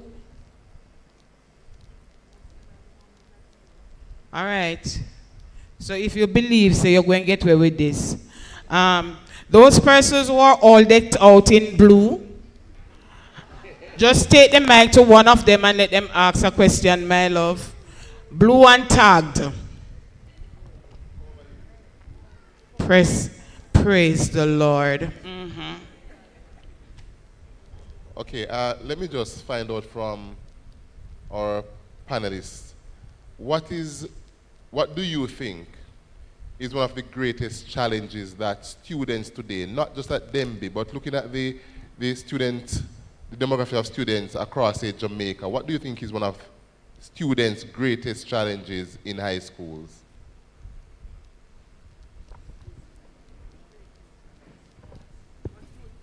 And to follow up on that, and how can we as school leaders assist with this challenge or these challenges that you would point out? All right, go ahead. You can share the question, so go ahead. I think one of the greatest challenges between students in all schools is how do I phrase it now? The expectations of going to school and excelling, basically. Yes. I would say the expectation of excellence from a child is one of the biggest expectations in the school. All right. how can administrators, or how the principal or the vice principal or the senior teacher, how can they help you to overcome that? I would say find out the area in which a child is weak in, because that area in which the child is weak in is the area in which the child is most likely going to need to excel or to do their endeavors in the future. So I would say find the area in which the child needs help in, because I do history, and history is not an easy subject. All right. And I remember from grade 7, history was not the subject for me. And I decided I was going to do it in grade 10, and the teacher helped me. Right. And she's the reason why I am now passing history. So I would say find the area in which the child is weak in, and find some way in which you can assist the child. Yes. Very good. Very good. Awesome. Where's Miss? Just shut your eye, and anywhere you stop, you just give the mic. Praise the Lord.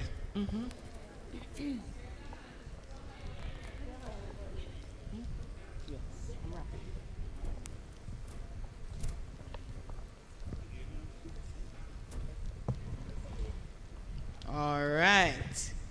Thank you. May I first extend commendations to the two students. I am so impressed. Yes. I am so impressed. It takes a lot of courage and some other soft skills for you to be sitting there before this kind of audience and to deliver so well. It speaks volume for your school and the other persons who would have been working along with you. Now, I kind of dig a little deep for this question. And the question is, and this question is of significant value to me because of what I am also hoping to achieve in the near future. What has your high school experience been like? Sum that up in maybe one word. That's one. And two, do you see yourself as an alumnus later on, and why? As a past student rep, right.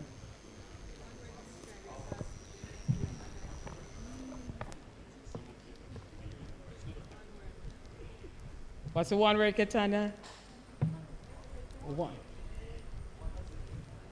One word.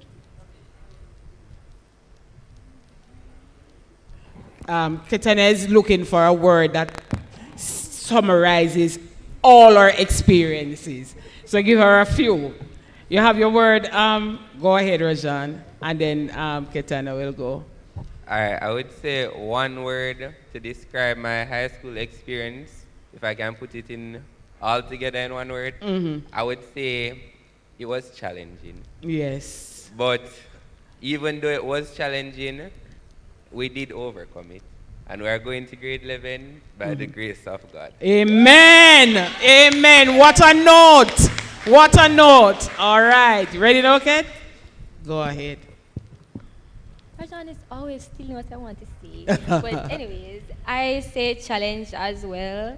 You are going to face challenges, and then you're going to see that it's okay to fail because you can move on, you can learn from your failure, you can learn from your challenges. So, yes, challenge. You're right. And the second part of the question, how do you see yourself serving your high school after you have members of the past student association and things like those? I would say I would have to definitely give back. Oh, you hear that now, Mr. Douglas? You have to pay Miss Little for that question, you know. I would say Dembe High School has really been a good experience, and I would totally recommend it. Dembe High School has, from I was in grade 7, Dembe High School has done nothing but upgrade and soar in excellence, and I am really proud of the principals, and I would definitely have to give back to Dembe High School. All right. What a note to end on, ladies and gentlemen. Come on, man. Give them the standing ovation that they need. They should get. They deserve it. And give them that clap. Stand up now, Katanya, and take a bow. You did well. You're represented. Wow. Wow. So, ladies and gentlemen, that's it for us. School. Oh, go again. School as you see it, or school as it should be. And we are chipping out now.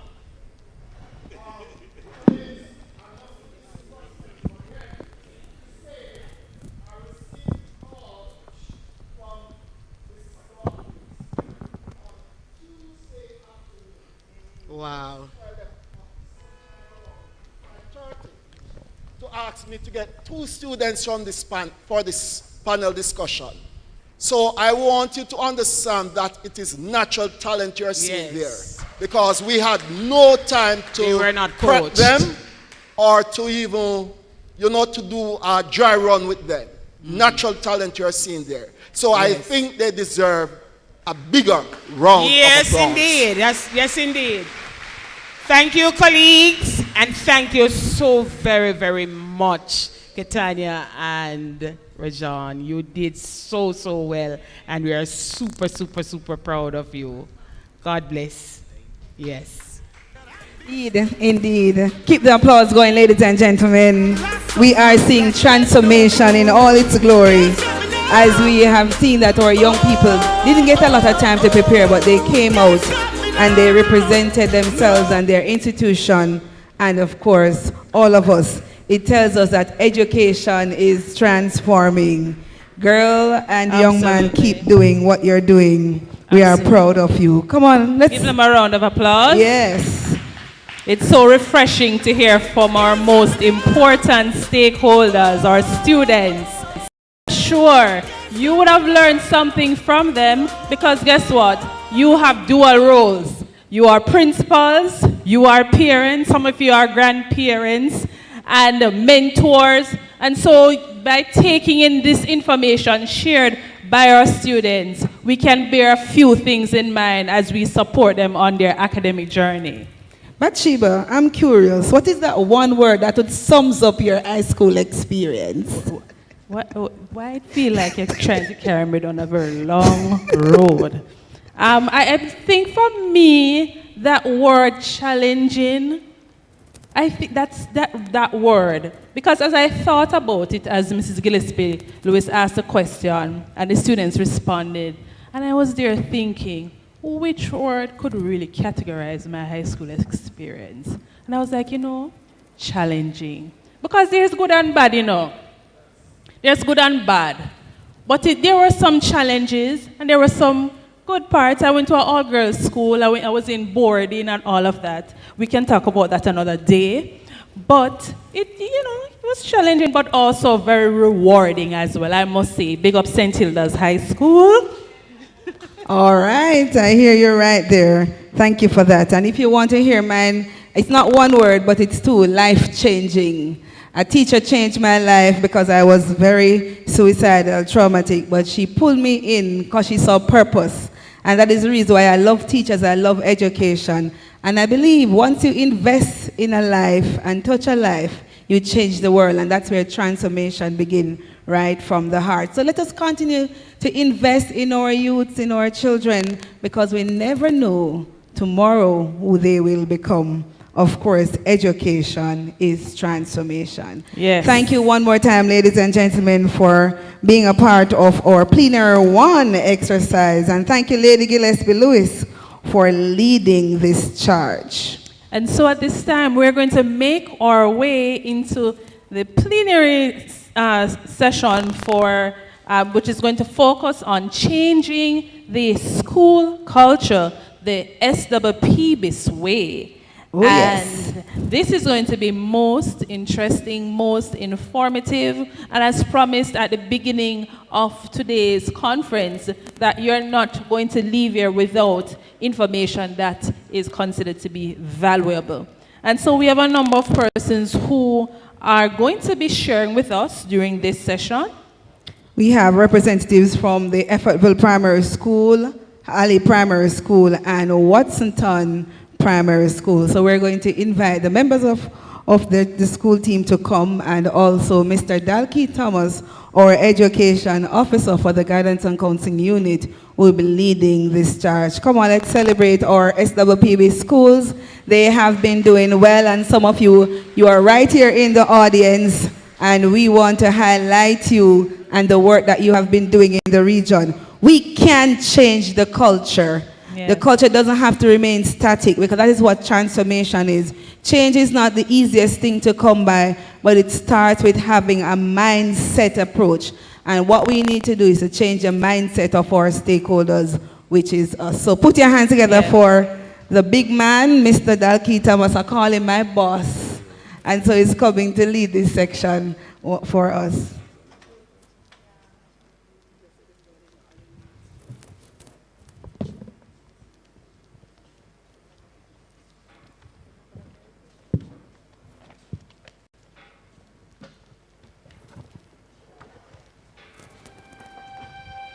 Thank you, moderators, Russell Lewin and Shaw.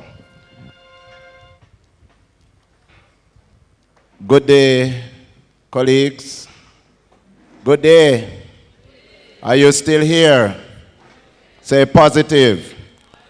Say it with some attitude. Say it with some style. Say positive behavior. Say it with some diction. I'm just hearing over here. What about over there? Are you at school or you're at play? Positive behavior. A little louder. Yeah, we kind of feel far from you. Are you realizing it? Well, as you heard, I am Dalkey Thomas, and I am Mr. SWPB's positive. So bear that in mind whenever and wherever you see me, all right? I live, dream, walk, SWPBs. You heard that we have some wonderful person on the panel with us. Just going to, by way of names, introduce them. So we have Mrs. Judith Richards and Mrs. Lisa Douglas from Ali Primary. Give it up for them. And then we have Miss Brianna Williams from Effortville Primary. Give it up for her. Put on a little thing on the clock now. And when the men, not the table, men, not the table, men, not the table. Yes, we are in this place, so we have to make things happen, right? And then we have Miss Nadine Williams from Watsonton Primary School. All right. Now, we are here today to give you some exciting news.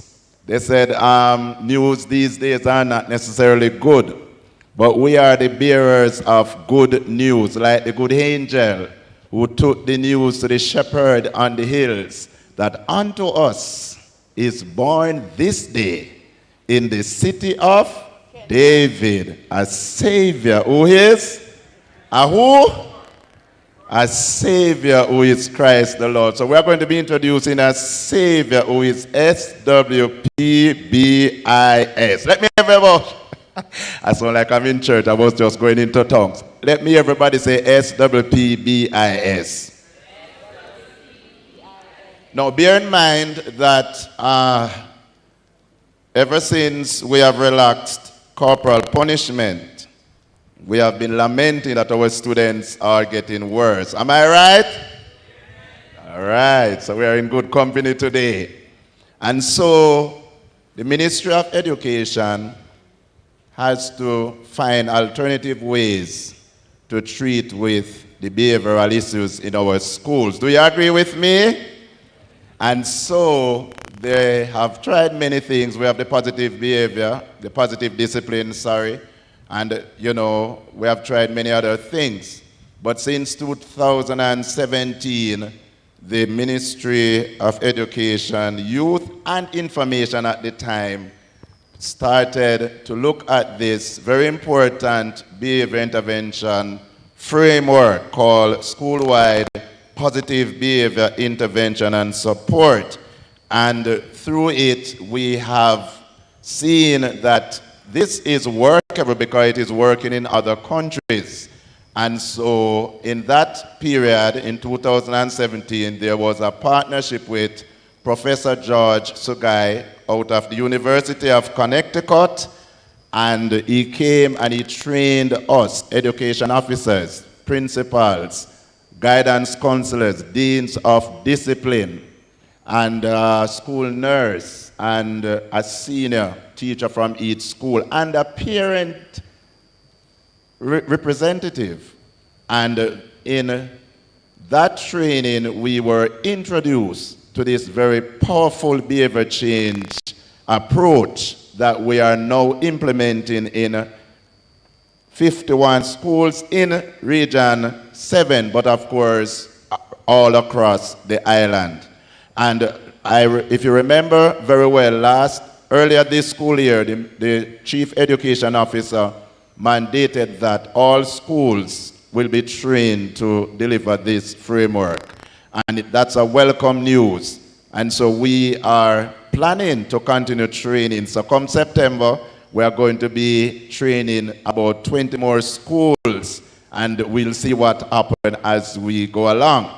Now today, I'm not going to bore you very much, but I want you to listen to these members of the panel who will be sharing about what is happening in their school as a result of implementing this framework.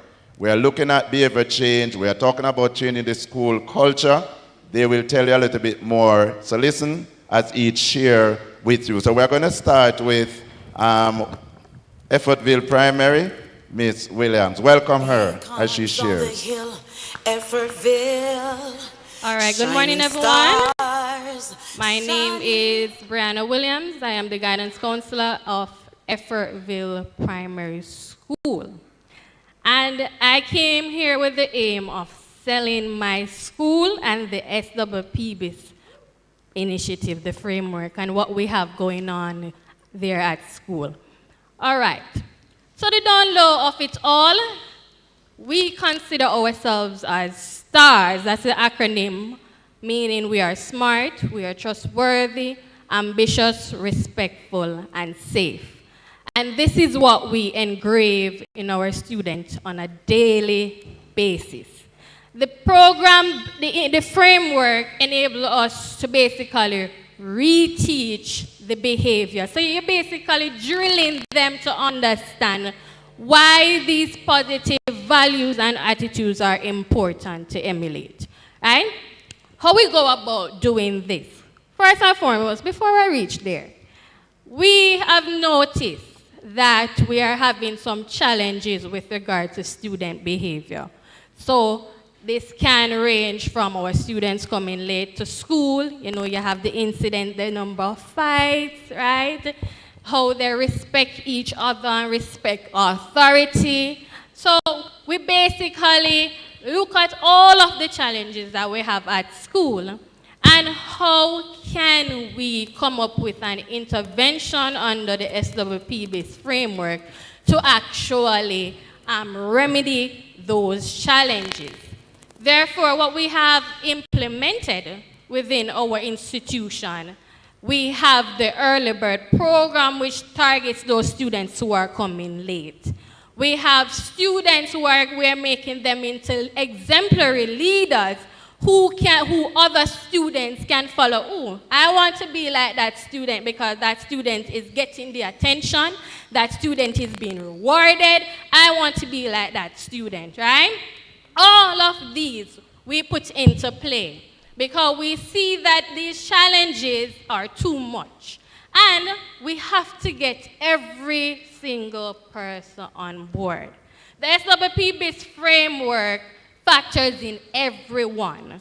Down to the man out there selling bag juice out by the gate, you have to know what we're doing over there at school. And he has to know that if you know that a child is out there misbehaving, you know that that's not the star quality that we're looking for.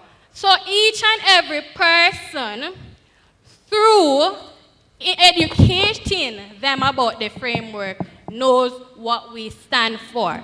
So our ANSIL staff, our teachers, our parents, and all other stakeholders are basically informed about all of the framework. So we have a name for them. So for our students, they are shining stars.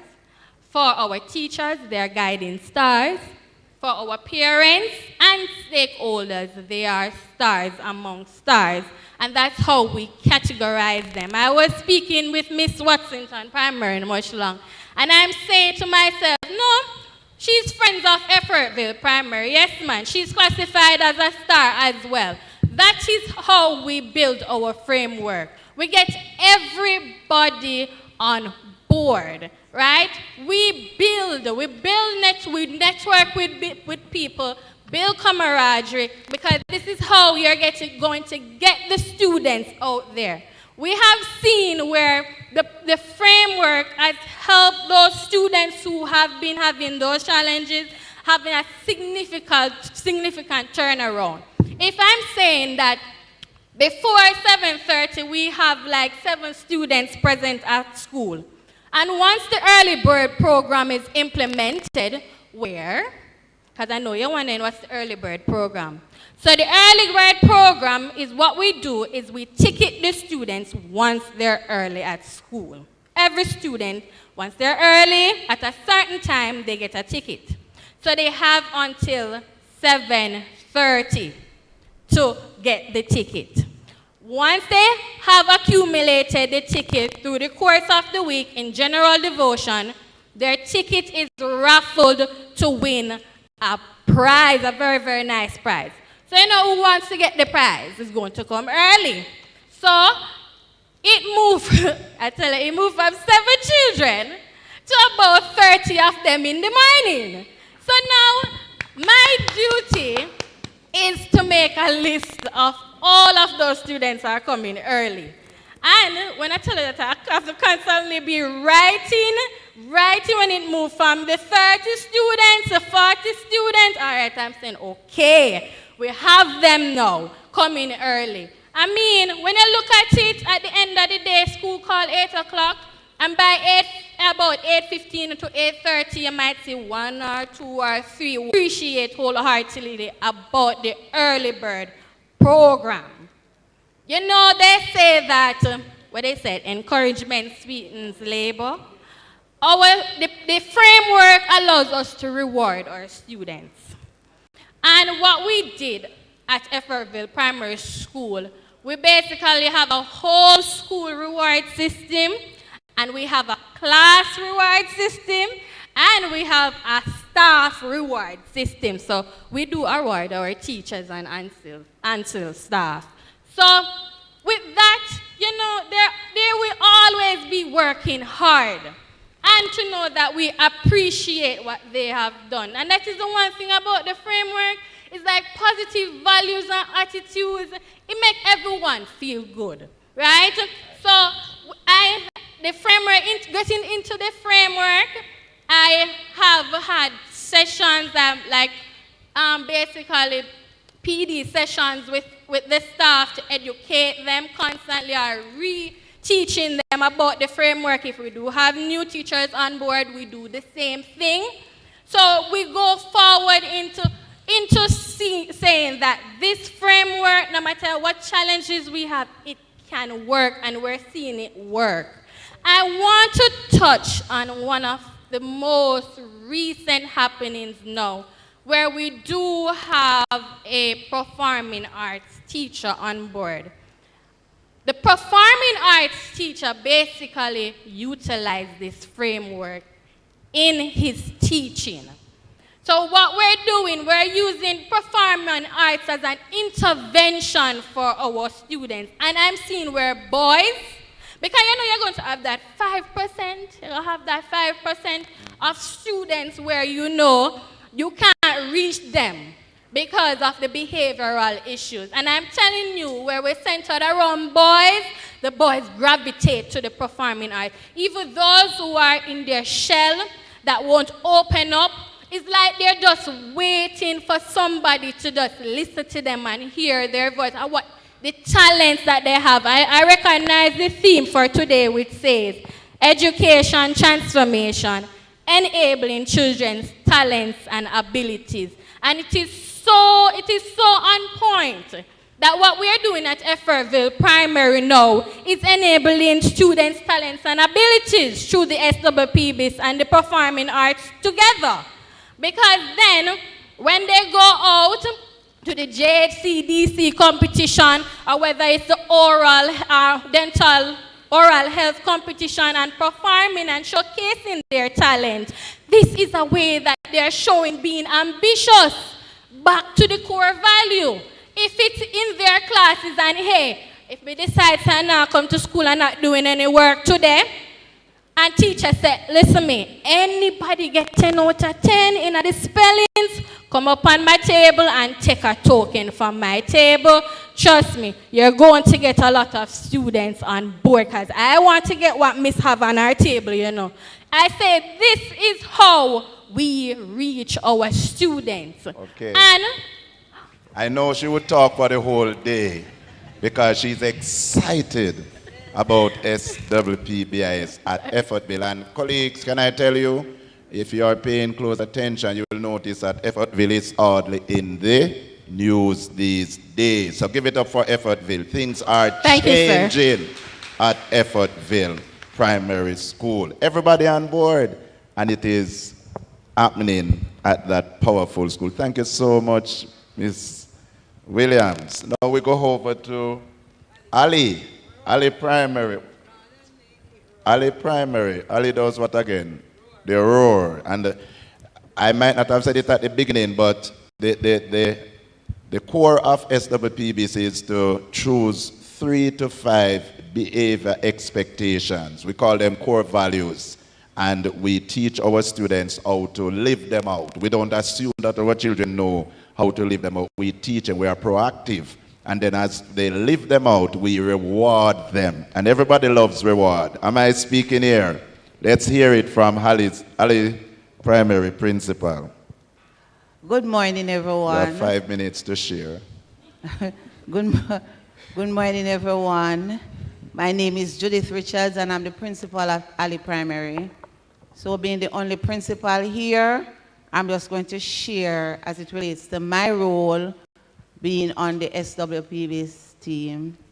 So the team says changing the culture, the SWPBIS way. And it was Albert Einstein who says insanity is doing the same thing over and over and expecting different results.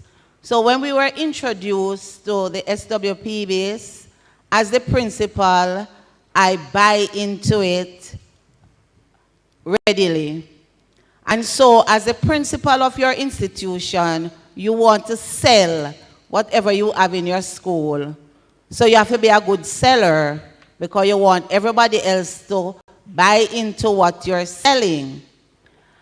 And so as the principal driving this initiative or this framework, we realize that it works. So I'm just going to speak from my point of view, and then my vice principal, Mrs. Douglas, who is the team leader, will share more about what we are doing at Ali Primary. So, for anything to work, the principal has to be the main player. So, the principal has to take on, even sometimes if nobody else is coming with you, you have to be the driver. Right? And so as the driver, I took control of the wheel and I started. Now, we developed our behavior statement and our core values, and this started in 2018. But the year 2022, 2023, I realized that some of the children were complaining that they don't like school because other children were picking on them. And so I took on a more child-friendly approach to this whole thing. And so Mrs. Douglas will tell you more about the whole child-friendly aspect of the school. And I strongly believe that behavior and performance go hand in hand. And so having this initiative, we realized that our performance start going up, the students start behaving better, and even our grade 6 results is a testimony to what we have been doing at school. Thank you. Good afternoon, everyone. Yes, my name is Lisa Brown Douglas, and as the team leader, I just want to share with you in a nutshell what we're doing at Ali. So at Ali Primary, so Ali is a child-friendly school. At Ali Primary, we strive for excellence in all we do. At Ali, we roar, we are lions. We are respectful, we are orderly, we are accountable, and we are responsible. Now, as Mrs. Richards says, that she is our driving force. And I just want to pause to say to you, if you have a principal like mine, all your resources, she ensures that whatever we need, it is provided. I want you to put your hands together for my principal. We call her Resourceful Richards. Yes, man. So she goes above and beyond to ensure that we get the things we need, not just for SWP base, but for teaching and learning. So for this academic year, we did some things, but I just want to make those who might not have started as yet know some of the things that are involved. So you must have your team in place, your SWIBIS team, and your matrix. That is what is going to drive your core values. Your action plan is also needed to ensure what are the areas you're working on, the all settings, the areas that are the problem areas. So if you have issues with the tuck shop or your corridors, you have to put things in place. What are the steps? What are you expecting the students to do in these areas? And we try to have our monthly meetings with our team. It doesn't always work. Sometimes when our meeting should happen, you know, things happen. But we try as best to have monthly meetings where we work towards our targets. For this school year, we started with a bang. So we rolled out our red carpet for September, and we welcome our students to our child-friendly school.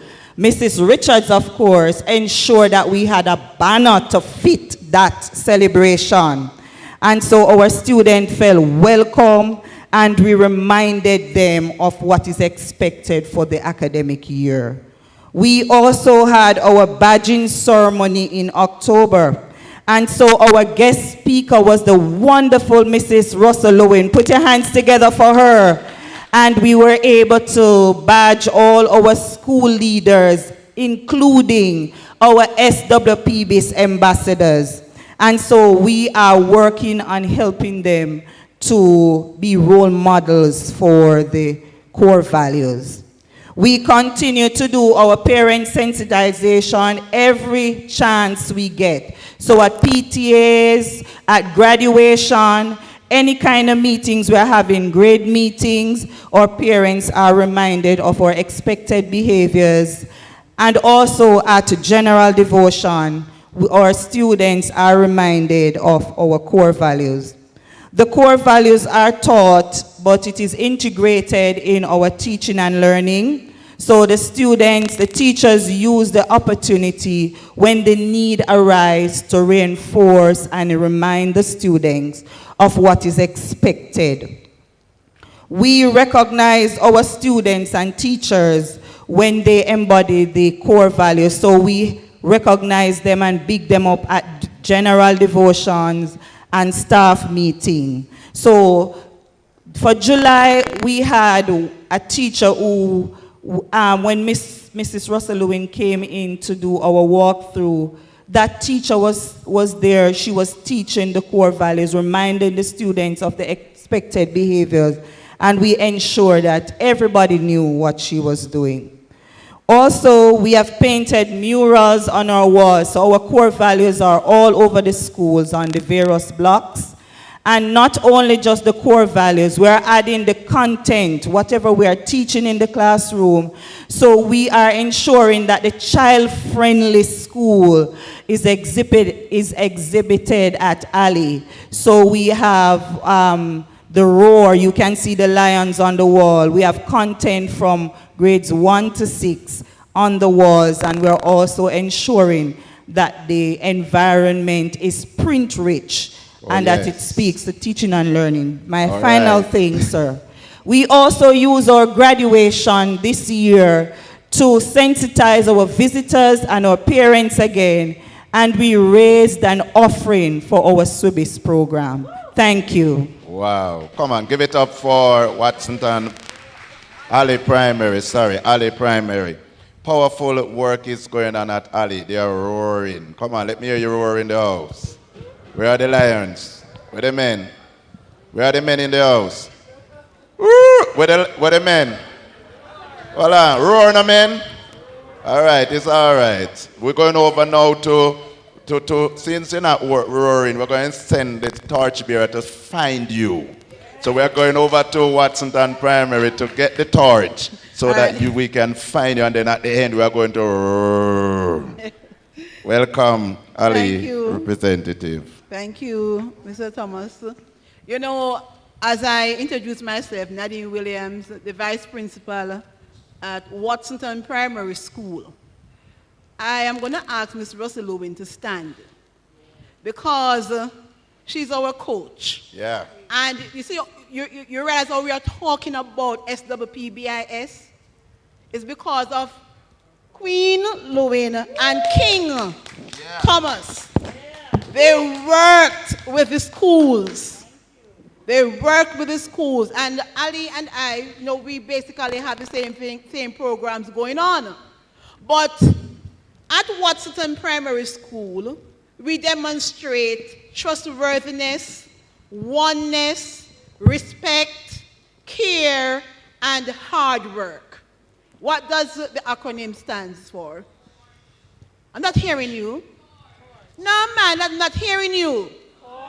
Torch. And so as torchers, we spend most of our time rewarding our students. And so I'm going to do something different because I am going to reward 2 students from Denby High School. So I'm going to call them. Ms. Russell Lewin? Yes, we are going to reward them. The visual arts person will get the pencil, and the young lady will get the... Way to go. Right. So this is what we do at Watsonton Primary School every general devotion. So every Monday morning, we use our core value. So the T for trustworthiness. So for, say, the month of September, all our devotional theme is based on trustworthiness. And we continue until we reach the H. Our parents also are a part of our devotional exercises. And so we have on our team a parent, a vendor, and other members of staff. Now, when we were introduced to the framework, we had a behavioral issue just before COVID. And so we spent so many hours, our guidance counselor and myself, we spent so many hours trying to discipline our students. But I don't know if God is so good to us. He sent COVID. Because guess what? After COVID, the behavioral issue died out. Just with COVID, everything just died out. And then we realized now we had an academic issue. So the H in the torch, hard work, we started to reward our students for academic performances. Last year when we had our prize giving ceremony, we gave Torchers Award for students who were in grade 5 who performed well in the PEP exam, the grade 5 PEP exam. Every year for the last 4 years, we award a member of the graduating class. This year, we found a sponsor, a past student. She came on board and she said, listen, I am going to reward the top performer in PEP and the person who exhibit the torch, the core values, the torch. This year, that student, he got $15,000, and it was part of his tuition for Glenmuir High School. Yeah. Now, thank you. Now, next year, the person pledged $30,000. That is how the past students are buying into our SWP BIS program. It's a great program. It's costly. It's costly to get tokens. Our past students overseas, they send the tokens to us. It's a costly venture, but if your principal buys into the program, it will be a cheap venture. Thank you very much. Awesome. Give it up for Watsonton Primary. You know, as I wrap this session, I didn't spend time to go in depth about SWPB, but let me ask all the schools that are currently either implementing or in training to launch September to stand. If you are here, just stand up, let us see what's going on in the room. Stand up for me if you are here. Your school is currently implementing or is about to come September. Please stand. All right, look around. You see they are standing. They are standing. And I'm sure you are motivated today. Yeah, hearing from others who are carrying the torch. Amen? Now, you may be seated. As I bring this to close, what we don't do is we don't wait for children to misbehave and then we react. Yeah. I just want to say that we are the only standalone primary school in our QEC, and so the infant school that is beside us has their SWP base. And I just want to say that because we are big school, you know you have little school and big school. Anybody here know about little school and big school? Or just me one? So we have big schools. So the little school, infant school, they are the cubs. Yeah. And we are the lions. So guess what? At their graduation, we went over there and we promoted them and reward them to know that when they come from infant school, they're going to mature into lion. So they were roaring, you know, softly. So when they come to the big school, they're going to roar. I know Mr. Thomas asked you to roar and you never roar. So let us get that roar. Yes. You ever hear the lion in the jungle? All right, thank you so much, Mrs. Richards. By the way, can we take about 2 questions from the audience? If you so desire, you could ask a question. Anybody wish to ask? I know the time, I'm getting the signal, but we still have to do our little thing as well. So anybody? 2 questions? All right, great. So you're learning and you're understanding. So as I was saying, as I close, I have 1 minute to wrap. We don't wait for students to misbehave and then we react. What we do through SWPBs is to anticipate, prompt, model the good behaviors and encourage it in our students, our staff, and our workers. That's how we do it. So we don't wait. We get things going. What is the ultimate aim? At the end of the day, we are saying to you, your school is already doing everything that we are doing under SWPBs. That's why it's not a program. And so what we are saying to you is we look at it, look at what you are doing, and help you organize your school in such a way that you are more effective. That is what SWPBs is doing. So we are encouraging you to continue to communicate, but to communicate positively and effectively. We are encouraging you to continue to supervise, but supervise actively. We're encouraging you to continue to model excellent behavior, recognize behaviors, and of course, teach important social skills. And if you put all of those together, it will guarantee everybody in this community, in this region, the schools will maximize academic success. Thank you so much, and you continue to shine, Effortville, and of course, continue to roar, Lion Alley, and the torch is needed when night comes, so Watson Town with the torch. Give it up for them. Thank you so much, and have a good day. Thank you so much, Mr. Thomas, and congratulations to our hardworking team members from Effortville Primary, Alley Primary, and Watson Town. And you'll hear a song playing. Yes, that's Alley's song. They're roaring and doing a great job in transforming education in a positive way.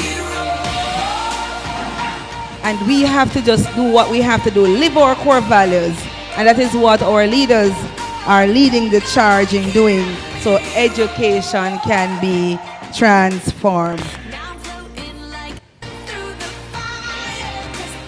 In a little earlier on, sir was playing the song for Effortville. So different schools have different songs that they use to get the culture right. Some schools start with the national anthem, some schools have their own songs, and so we encourage them. Lighting the way through discipline. Education makes a difference. We remain beacons.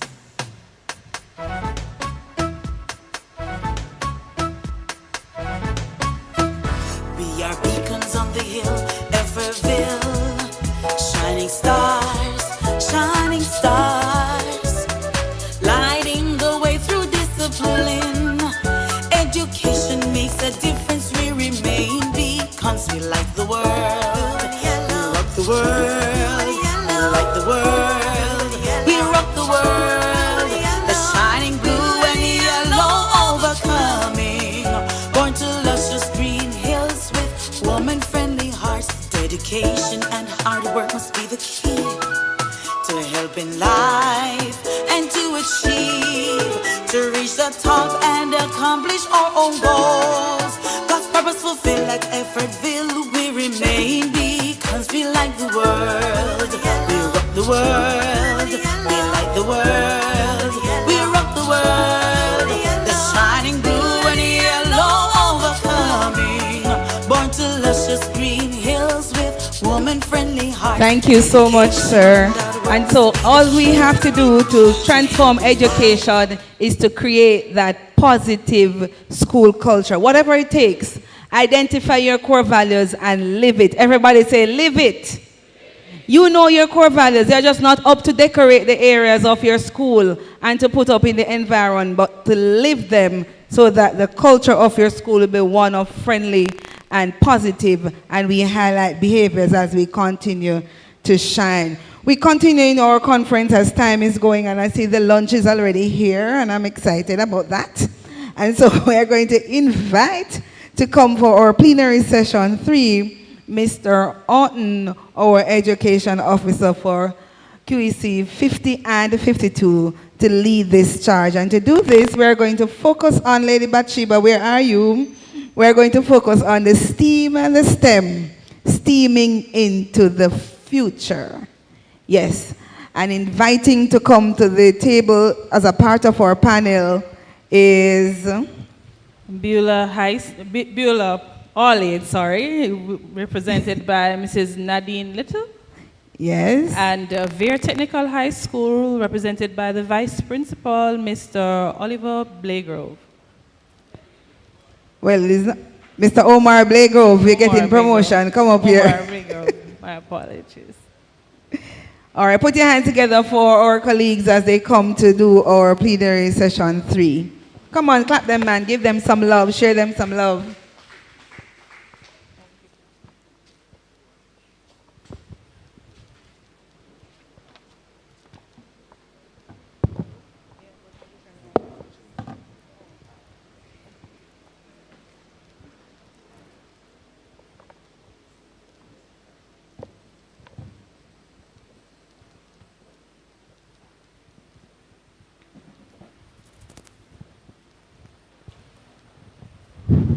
Okay, good morning, everyone.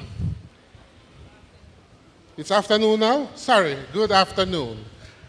I I will ensure that this session is quite short, as I know your noses have been telling you that the lunch is here, and we want to ensure that at least it's a little warm so that you can have it.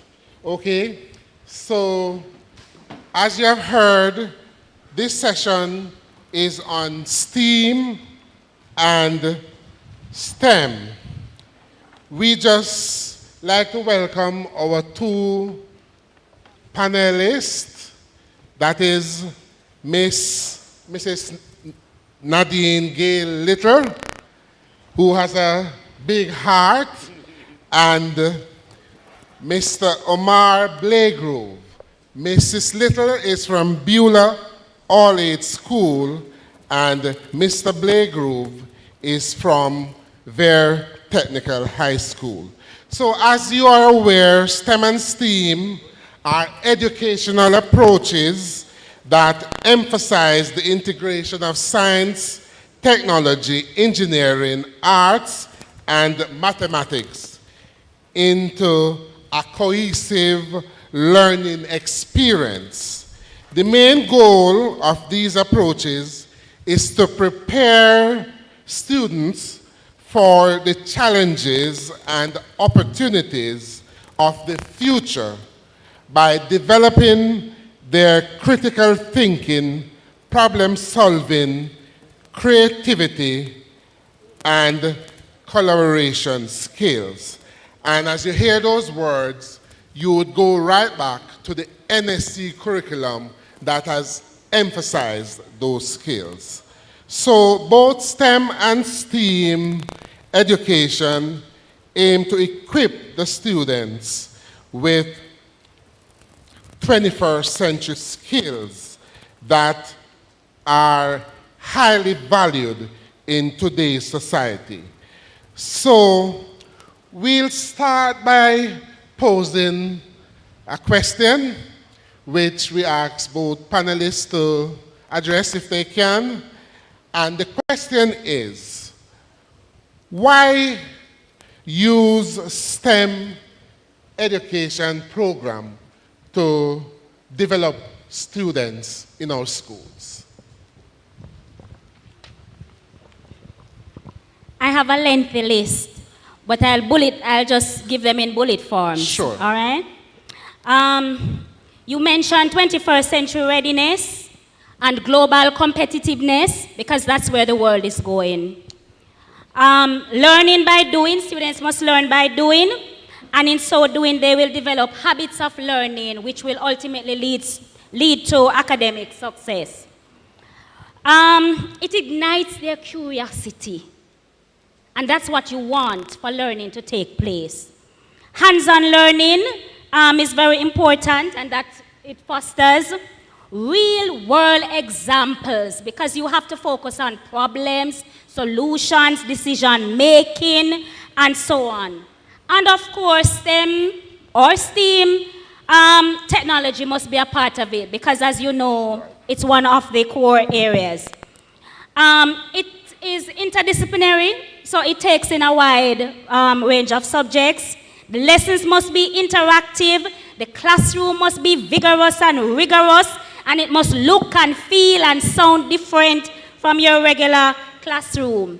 And also of great importance is that STEM in education helps the students to develop their soft skills and also core values. Now, when you understand what these are, then it really sets the foundation and the pace for learning. Strong work ethics, the 4 C's, collaboration, creativity, communication, and not to mention critical thinking. It is definitely a big thing in that. In the STEAM, we must mention the curriculum drivers, because those are already embedded in the National Standards curriculum. And the theory of learning that goes with that says that we must use up the arts, you know, because children, they learn differently and they have different skills and abilities. And it makes it less more interesting. Teamwork, independent thinking, initiative, inquiry learning, And so project-based learning, discovery learning is extremely important. And we all do continuous assessment. So it falls right into that. And so we might want to improve as we go forward. We improve continuous assessment as you learn more about what STEM should really look like. The children get a chance to apply content, especially in real world situation that they are learning. And they get the opportunity to interpret and communicate information in different ways. The scientific part of it, investigating, observation, analysis, experiment, hypothesis, all of that. Very, very important. And those are just some of the reasons why STEM or STEAM in education is critical. Okay, thank you, Ms. Little. Anything to add, sir? Good afternoon, ladies and gentlemen. Just looking at it from a technology integration standpoint, that's where I'm coming from. Having all of this to be done, how do we use technology to enhance these things? It is an expensive venture, because if you're going to incorporate technology in this, you have to look at 3D modeling, you have to look at web-based inquiry. So there are things it is extremely important to add to what Ms. Little has been said here. All right, thank you very much. Another question, and I know Ms. Little will take this one. Does STEAM help improve literacy skills of students? Yes, it does. Literacy and numeracy skills of the students. But really and truly, the focus is on the teacher and how the teacher drives the lesson and how the teacher incorporates STEM into the lesson and the learning activities that will engage the students and how the students are asked to share or report information. So it's not just, while STEM focuses a lot on doing, making, creating, and experimenting, how do you get in the literacy aspect of that? And so there are oral ways of communicating, there's a written way of communicating, there's a lot of research skills that is involved in the whole business of STEM education. And so those are just some simple ways that it can be done. So then, are you saying that this is not for the average student or the above average student? From grades 1 right through to grade 6 and most definitely into secondary education. Of course, it will look differently at different levels because of the student's ability level, right? So it's for us to know what to expect, what to ask, how we scaffold them, and so on as we help them to develop these skills. Okay, thank you. Anything to contribute to that, sir? All right. So our next question is, should all students be part of the STEAM program, or should there be just selected students? All right, good afternoon, everybody. No, that is an issue that I have a problem with. No, when we started our robotics program at Vere Technical High School, it was started at a club level. So that means we chose our students who were interested, came forward, and then now you would take them and you would train them as you go along. But that is limited. If you are supposed to integrate STEM properly throughout your education cycle, you have to find a way to integrate it from the beginning. Because the ones that don't volunteer, the ones that don't find their interest as yet, you lose them. But then afterwards, what we found out, there were some who are just as talented or even more, but they wouldn't come forward. So therefore, if an early integration for everybody is important or integral into the overall development of your STEM curriculum and overall for your students throughout their life cycle at school. Okay, thank you for that. Ms. Little, you want this? And I just want to say that sir is absolutely correct. And this is where the primary school comes in with STEM in education. And I'm going to share a little bit, if you will allow me, sir, about what we would have experienced last year And to say, I'll just jump ahead and say this. This year we have 2 students leaving grade 6, going on to high school. And while one of our students did extremely well, and I really mean extremely well, he's going to Denby High, and we're proud of that. The other student is going to Clarendon College, that's his school of choice, right, because of where he lives. But they're not going into a school that has a robotics program, you know, which they're just natural. They have the skills, the talent. It's just such a sad thing, you know. So it's for the high schools now. Yes, you don't have a robotics program, but what can you do to harness the talents and skills of some of the students that are coming to you? The original question that you asked, is it for everybody? And I would say yes. And let me tell you why. I didn't understand a lot about STEM, I'll be honest with you, prior to being involved in robotics through our alumni association. And when I watch the children work, when I observe them, certain things became crystal clear. Because when we talk about robotics, I have with me, oh Lord, you can't even see it. I'm excited to share it with you, but you can't even see it. I have with me the superpower energy field right here, which is really a map of what this year's competition that our students participated in was all about. And the whole theme of this was energy, how energy is used, how it is stored, and so on. And so it's not just playing a game. The children have to have an understanding of what they're doing. They are amassing points as they go along. They have 2.5 minutes to complete as many runs as possible and gain points. That's important, whilst working as a team. They have to be thinking on their feet. They have to be collaborating and so on. Now, whilst they were preparing for the competition, I saw the best of the students emerging right there before your eyes. They would quarrel, they would argue, they would fuss, but you know what is taking place? Learning. They're agreeing to disagree. Everybody has an opinion or different opinions about how do we solve this problem? How do we do this? So you watch them exploring, experimenting, making decisions, and so on. And that is what we want to see in our classrooms when the children are doing group work, you know?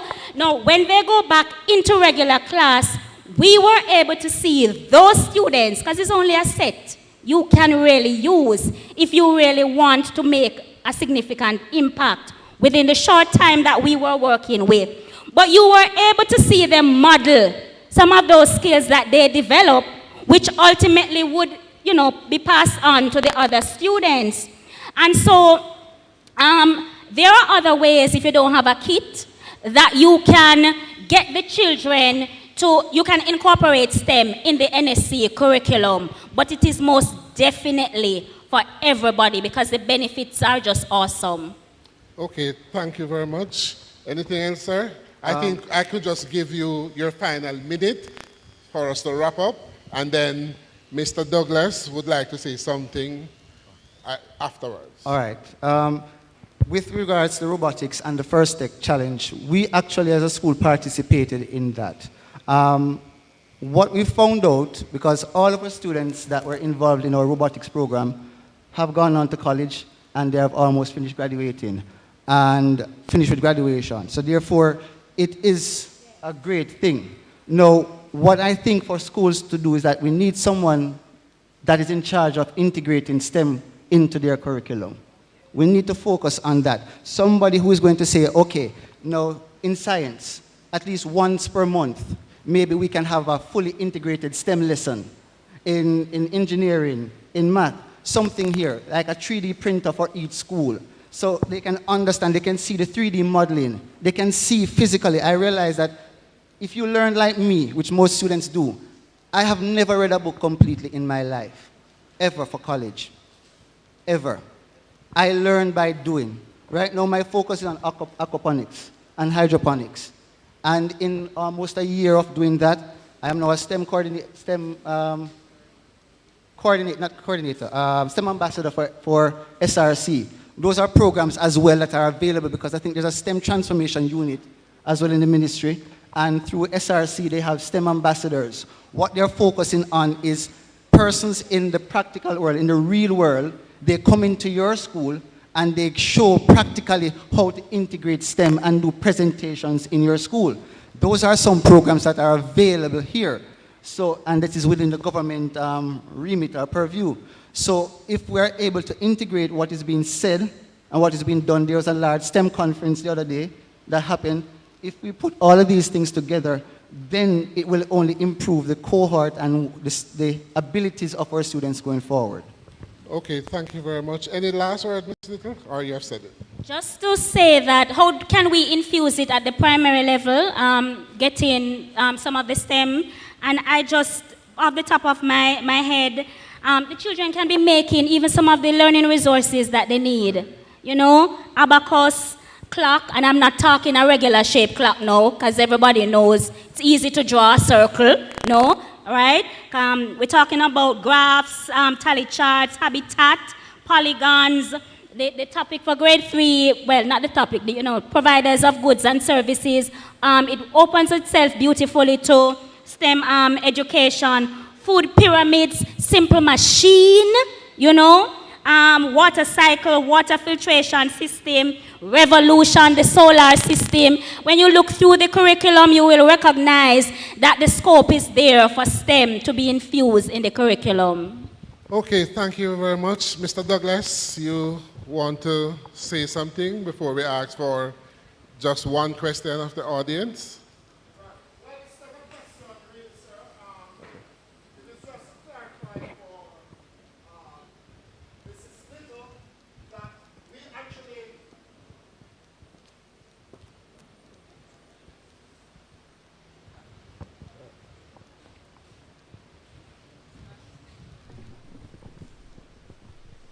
Yes, I'm just saying that we actually started robotics at Denby High School. Unfortunately, however, the teacher left. But he's back now, and so it's going to be something that we will be resuming in September. All right? Okay. Thank you. Great.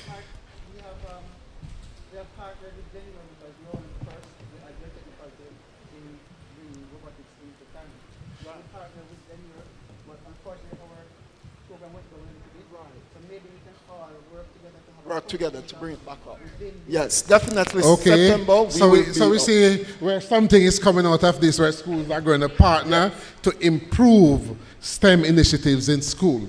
So, is there any question from the audience? Mr. Lewin.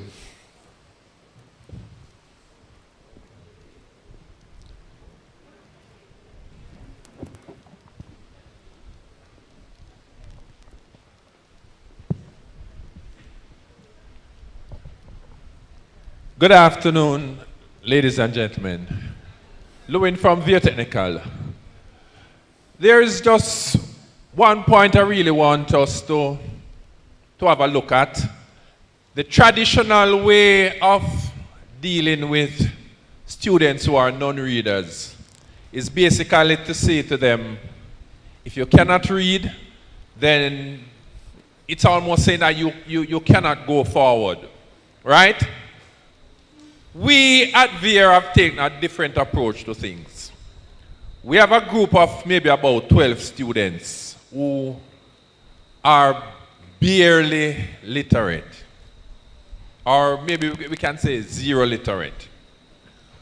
As it relates to the STEM program and literacy, we have placed these 12 students in a special grade, a special class.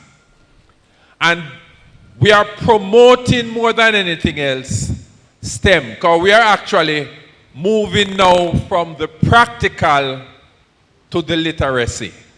We are not saying to them, if you are not literate, you cannot do things. We are saying to them, we are teaching you to do everything, and what you will need to do next is to lift your literacy to actually have a complete package.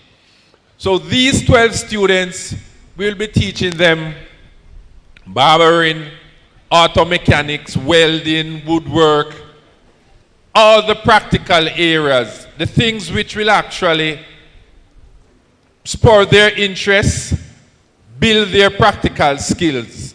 And in fact, you will find that some of these students are smarter than the very literate ones, right?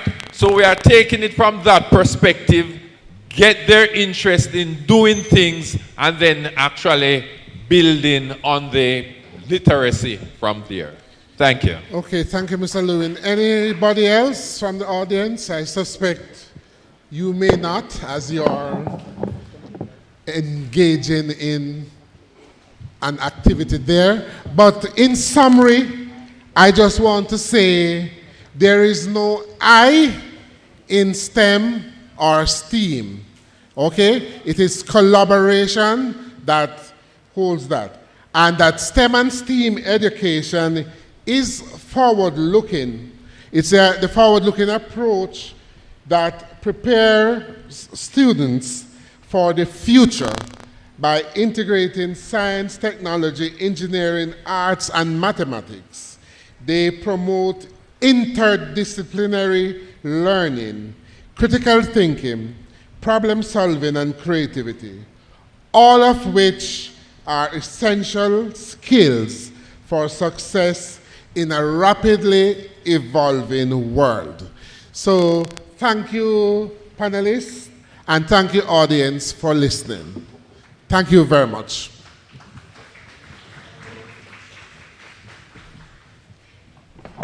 STEM up the thing, STEM up the thing. The Ministry of Education has STEM up the thing. I like what the STEM program is all about. Put your hands together for our team and Sir Orton for that very informative session.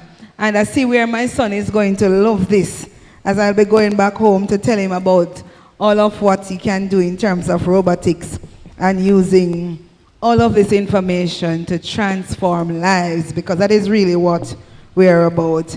Thank you again, very technical, Mr. Blake Grove, and thank you, Principal Little, for your well-needed information and contribution in this plenary session.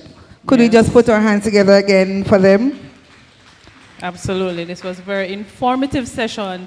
In fact, Mr. Horton just advised me to remind you principals, some of you might be aware, some of you might not be aware, that the Michael University College is offering 250 scholarships for their STEM programs. So you just note that information and share to persons who could perhaps benefit from that. Indeed. So Bachiba, you know, want to learn my song? STEM up the thing, STEM up the thing. The education system has STEM up the thing. STEM up the thing, Mrs. STEM up the thing. Hey! STEM up the thing, Mrs. STEM up the thing. All right. I see you people are stinging up with your lunch right now. And so we're going to take a little break because we need to stem up our stomach also to ensure that we are ready for the next plenary session. And so our engineer will give you some real entertainment while you dine, and we pause to reflect on the wealth of information that has been shared with us, Bathsheba.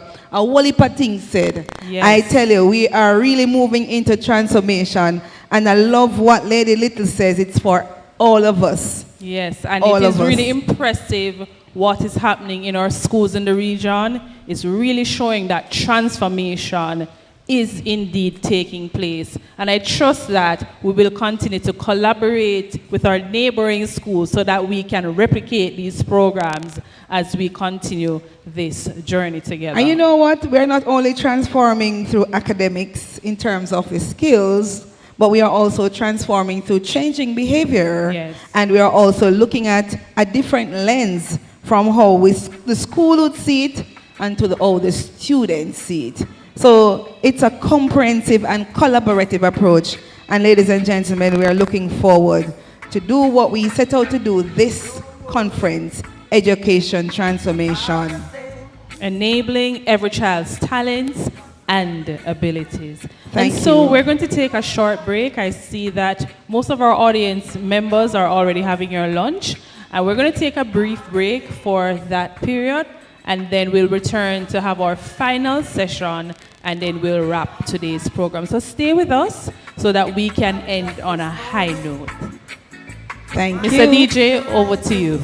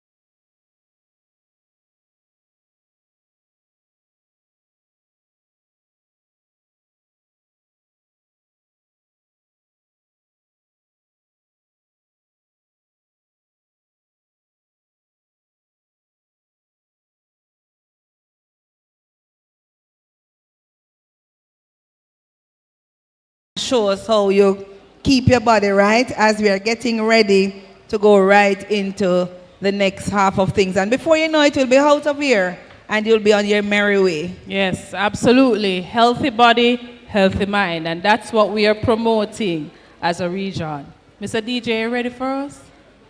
Love your body, treat your body right.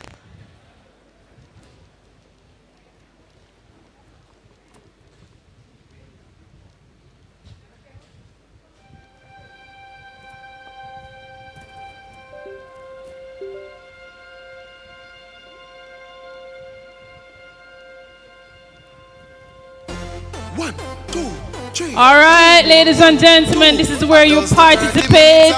You're going to stand. Let me see you stand. Vegetables, make sure you Don't leave me standing by myself. Drink some water when you Want to do a little workout? Let's go. Have a smoothie. Jamaicans, Love your body, treat your body right. Love your body, treat your body right. Just eat right. Who can do the dance? I can do the dance. I'm seeing Mr. Berry moving body right. Love your body, treat your body right. Love your body, treat your body right. Okay. Just eat right. Love your body, treat your body right. Love your body, treat your body right. Listen up. Make sure you know your health status. No man, some people the energy not energy. I'm seeing Ali Primary showing some energy. Look at Alright, let's go.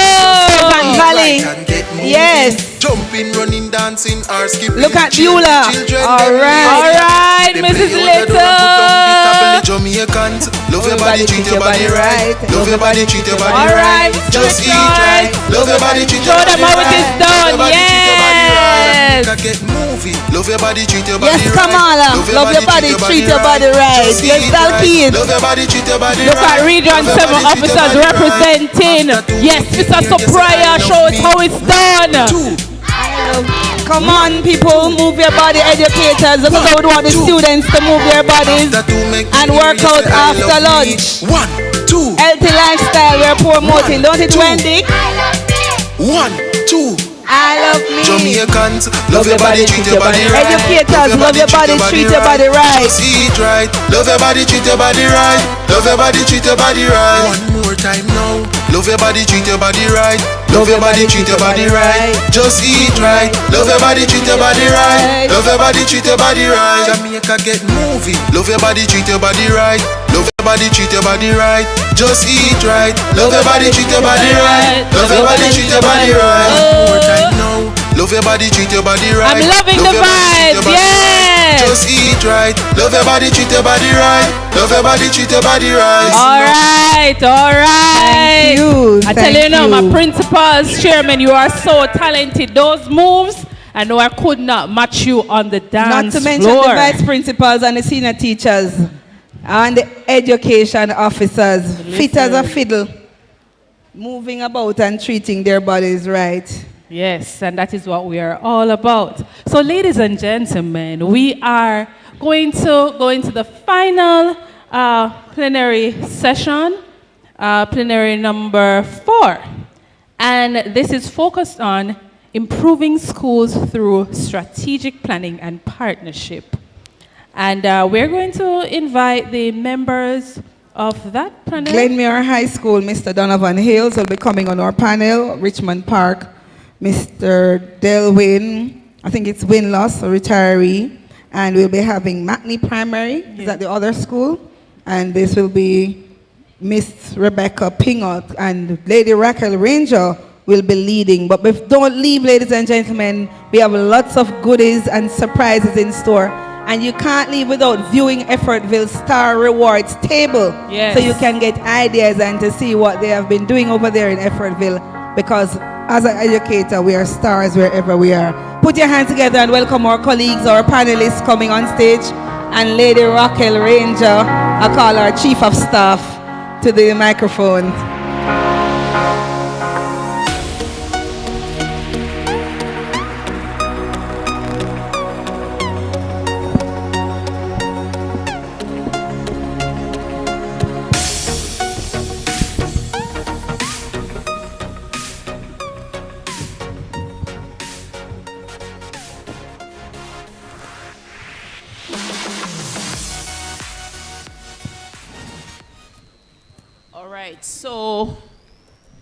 I'm not sure what is happening.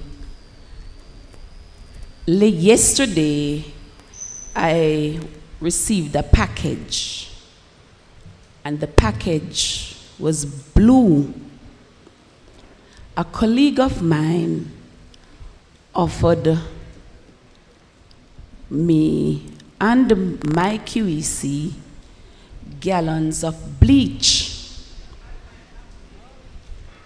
I'm not sure what it is we would have done with the bleach, but she asked that we take it, you know, the style where you ensure that the weight is balanced. So she wanted us to bring it high. Not sure what that was. Secondly, while still in blue, the session would have begun after lunch. And we know what may happen after lunch. I don't know. Is it a blue thing? But we are going to be moving right through. And so, ladies and gentlemen, to close out our plenary session, we, as would have been indicated by our moderator, we're going to be looking at improving schools through strategic planning and partnership. Now, the buzz phrase among educators is the Orlando Patterson's report. And we are fully aware that the Oversight Committee, that's the Education Transformation Oversight Committee, would have been given that mandate to look at what is happening as it relates to the recommendations that were proposed in that report. But if it is we take a little step back and go back to 2004 when we had the Education Transformation Task Force, they would have also made recommendations, one of which is to have an agency, a body which is somewhat independent in examining how it is our schools are performing. And so today we have a set of, I learned this word yesterday, erudites. I won't tell you who taught it to me, but we have with us Mrs. Rebecca Pinnock. And just to let you know, Mrs. Pinnock would have served the education system for over 37 years. I just want you to give her that round of applause. 37 years. I was told she is a retiree, and I don't believe that that is true. Just look at her up there. She also served as an education officer. She would have served in the capacity of principal at the Bunkers Hill Primary, Stacyville, and her last institution would have been Mackney. Now, just to let you know that Mackney All-Age is deemed to be one of our rural institutions with approximately 400 students. The rose, I'm not going to say among the thorns, is nicely sandwiched by, to your left, Mr. Delwyn Gordon. And guess what again, no? I was told that he's also retiring. Does he look as though he's retiring or retiring? Retiring. That gentleman there, Sir Gordon, also served as a principal and would have served the education system for just over 38 years. A little bit more than my age, but he doesn't look it. He doesn't look it at all. To Mrs. Pinnock's left is Mr. Dinovan Hales, currently serving as Vice Principal of Glenmira High School, and he would have served the education system for 23 years and going strong. So he's actually serving the number of years as my age, 23 years. Now, just to let you know that Mr. Gordon, who served at Richmond Park prior to his retirement, would have indicated that Richmond Park is what we call a small school, a rural school, with just over 100 students. And at some point, it operated using the multi-grade system. And so we know that Glenmira High is what we consider a large school. Mr. Hales tried to convince me that Glenmira High is rural, but we will continue that discussion afterwards, Mr. Hales. But we're going to get straight into it as we have a conversation with these three educators, these three stalwarts, because, colleagues, in their most recent NEI inspection, all three institutions would have received a rating of good, and that's the overall rating. Now, we know that based on conversations that we would have had, a number of educators see a rating of good as a moving target. They see the rating of good as something which is impossible. But these three individuals, our own colleagues, are here to say to us, it is possible. And so I want for you to just remind us. I'm going to ask everybody to say, it is possible. All right, so that's the warm-up after lunch. It is possible. Repeat that for me. It is possible. And so I'm going to be posing questions to our panelists. And at the end, if it is you have any questions, then you may put them to these individuals. And so at this time, Mr. Gordon, Richmond Park. Many times we have schools which would have indicated, Sir Gordon, that they have a challenge with resources and hence are unable to meet the expectation of the Ministry of Education and Youth. Can you, Sir Gordon, articulate for us, how were you able to, with the challenges which we see as fixtures to especially small schools, navigate the system to making this improvement? Good afternoon, everyone. I will be facing the first ball after lunch, and in the limited time, I'll have to hit sixes, right? But our school, Richmond Park Primary, moved from satisfactory to good. When we, in the first cycle of inspection, it was a setup where the lead inspector who came there was set up to come there to fail the school and gave the school unsatisfactory result.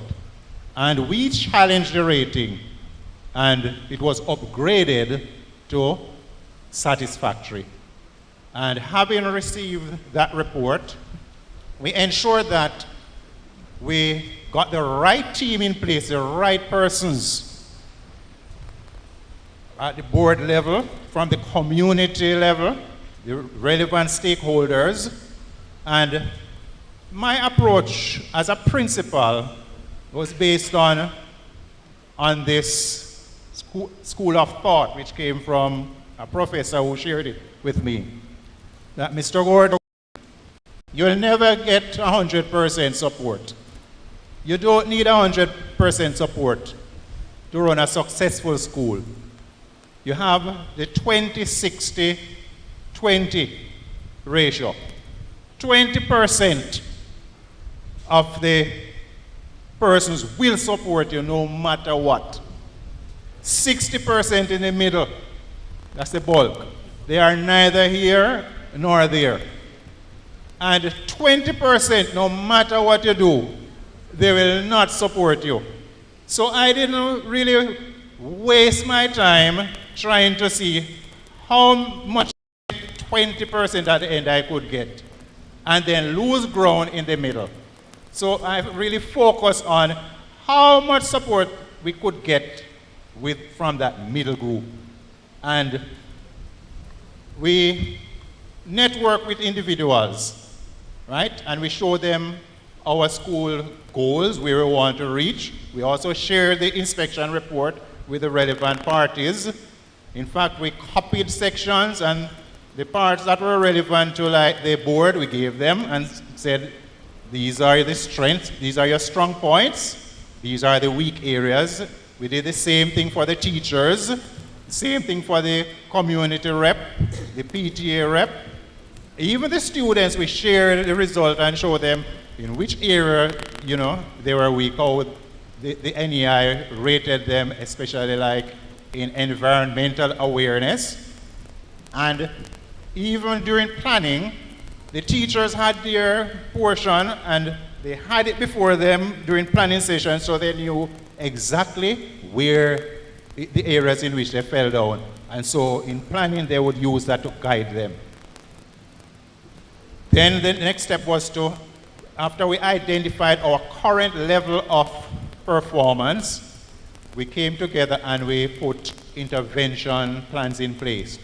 The Ministry of Education was also an integral part of this process, because I remember Miss Patricia Perry was the education officer at that time, and she called us as principals together and told us she was going to empower us, because there was a recommendation from the NEI report which says that the ministry personnel were supposed to give us guidance in school improvement planning and those, and self-evaluation. And she, along with a retired education officer by the name of Mrs. Williams, they met with us and they showed us as principal how to write a successful SIP.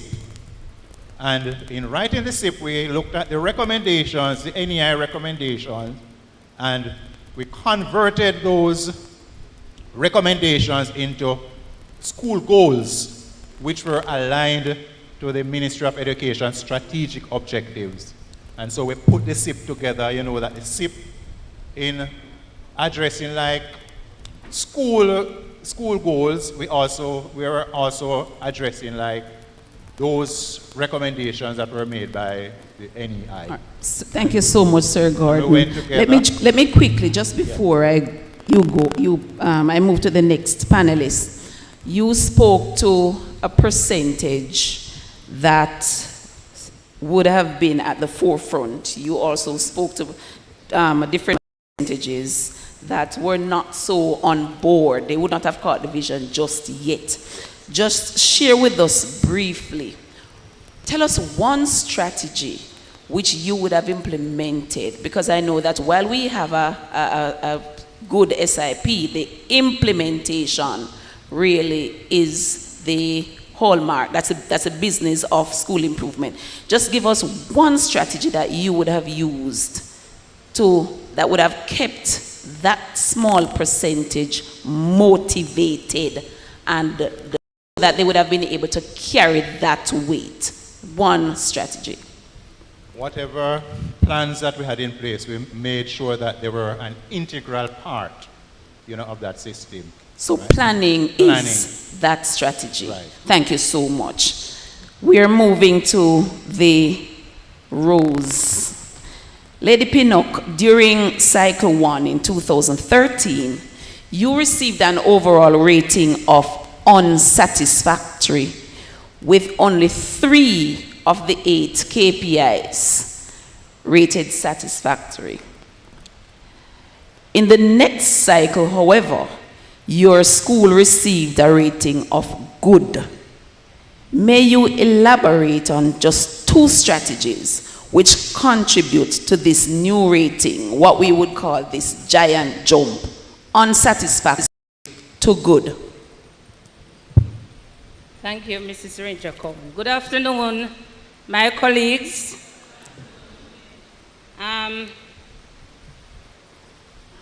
the first thing as a leader, you have to be a worker. If you're a leader and you're not a worker, you're not going to achieve anything. So the first thing I did, I encouraged all the persons on board. Let us remove that big desk. I am not an office principal. And I encourage the teachers, don't just sit around your desk and just stay there. We have to be on the ground so that we know what is happening. So therefore, everybody was aware of what was happening on the ground. And as soon as we come up with the weaknesses, we address them. We don't wait until we are informed that next week or the next 2 weeks you will be inspected. From the moment we received unsatisfactory, believe me, I didn't want it, and I didn't even accept it. But what we did, we licked our wounds, and we said we are going to move on. And from that time, we started working. So everybody was on board.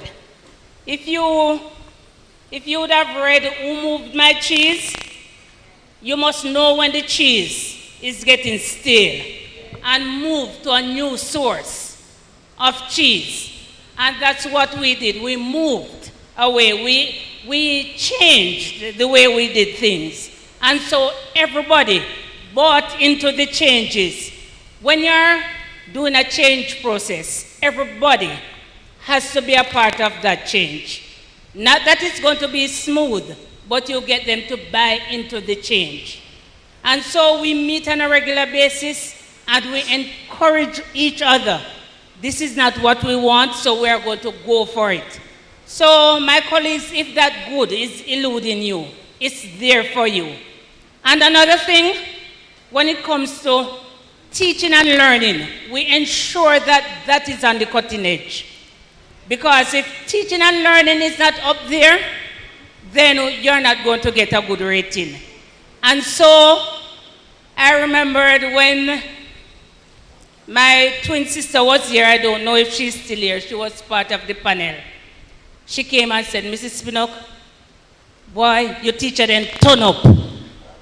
And that's what I wanted to hear. They don't just do things the same way, they do things differently. So that when these people came in, they were there, and you cannot be nervous. I encourage them, be confident when they step in. Hone your skill. Let them know that you're in charge of what you're doing. And so we focus on teaching and learning, and we focus on leadership. Leadership, you have to be a part of what is going on. Principals, don't you sit in your office and delegate yourself out of everything. Ensure that you're a part, all when them say enough. It's good, nothing is wrong with being enough because you're the principal of the school. So you ensure that you're a part of everything, and your entire staff must buy into what you're doing. So I'll just leave it right there, Mrs. Cohen, and allow somebody else. There are many more things to say, but we cannot cover everything today. Beautifully said. Leading by example, focus on teaching and learning. I'll just move straight over to Mr. Hales. Mr. Hales. Good afternoon. Afternoon, sir. Based on popular views,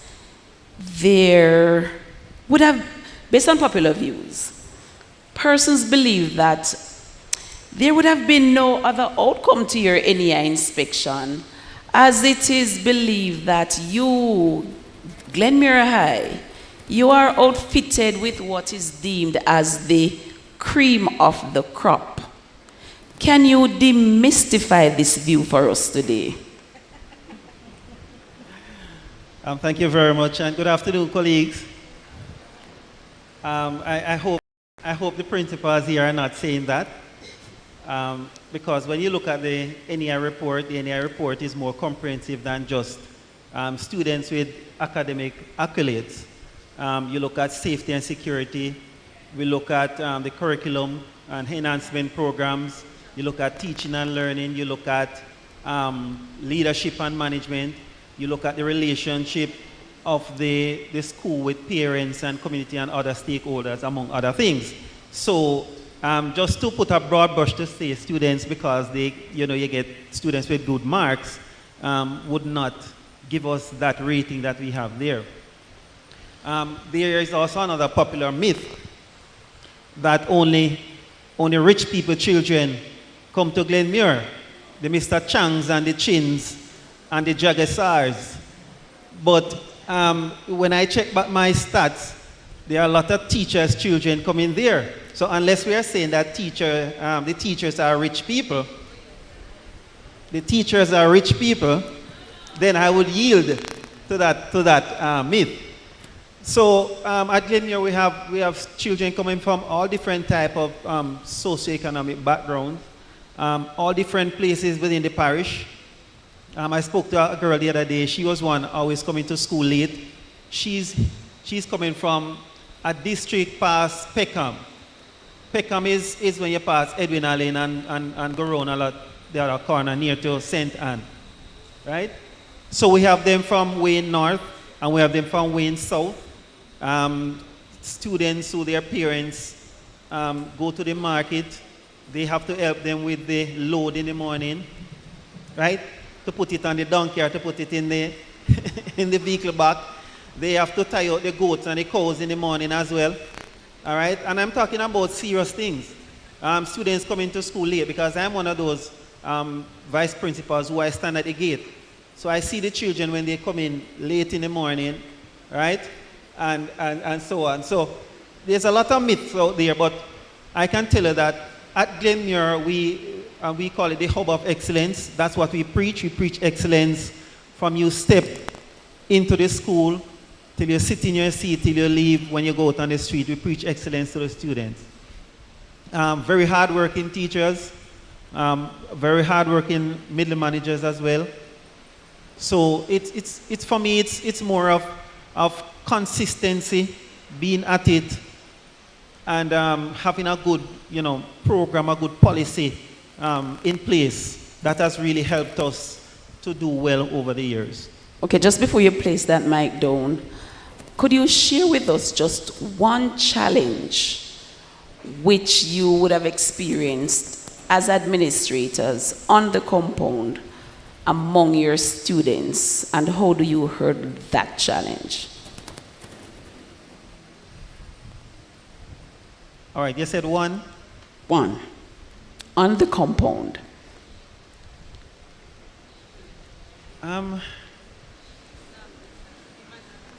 He's not remembering right now. We'll just come right back to you. That's fine. That's fine. All right. Lady Pinnock, Mr. When it comes to what the students want, what the teachers want, where we want to go as an institution, the board must be a part of it and must be going with us.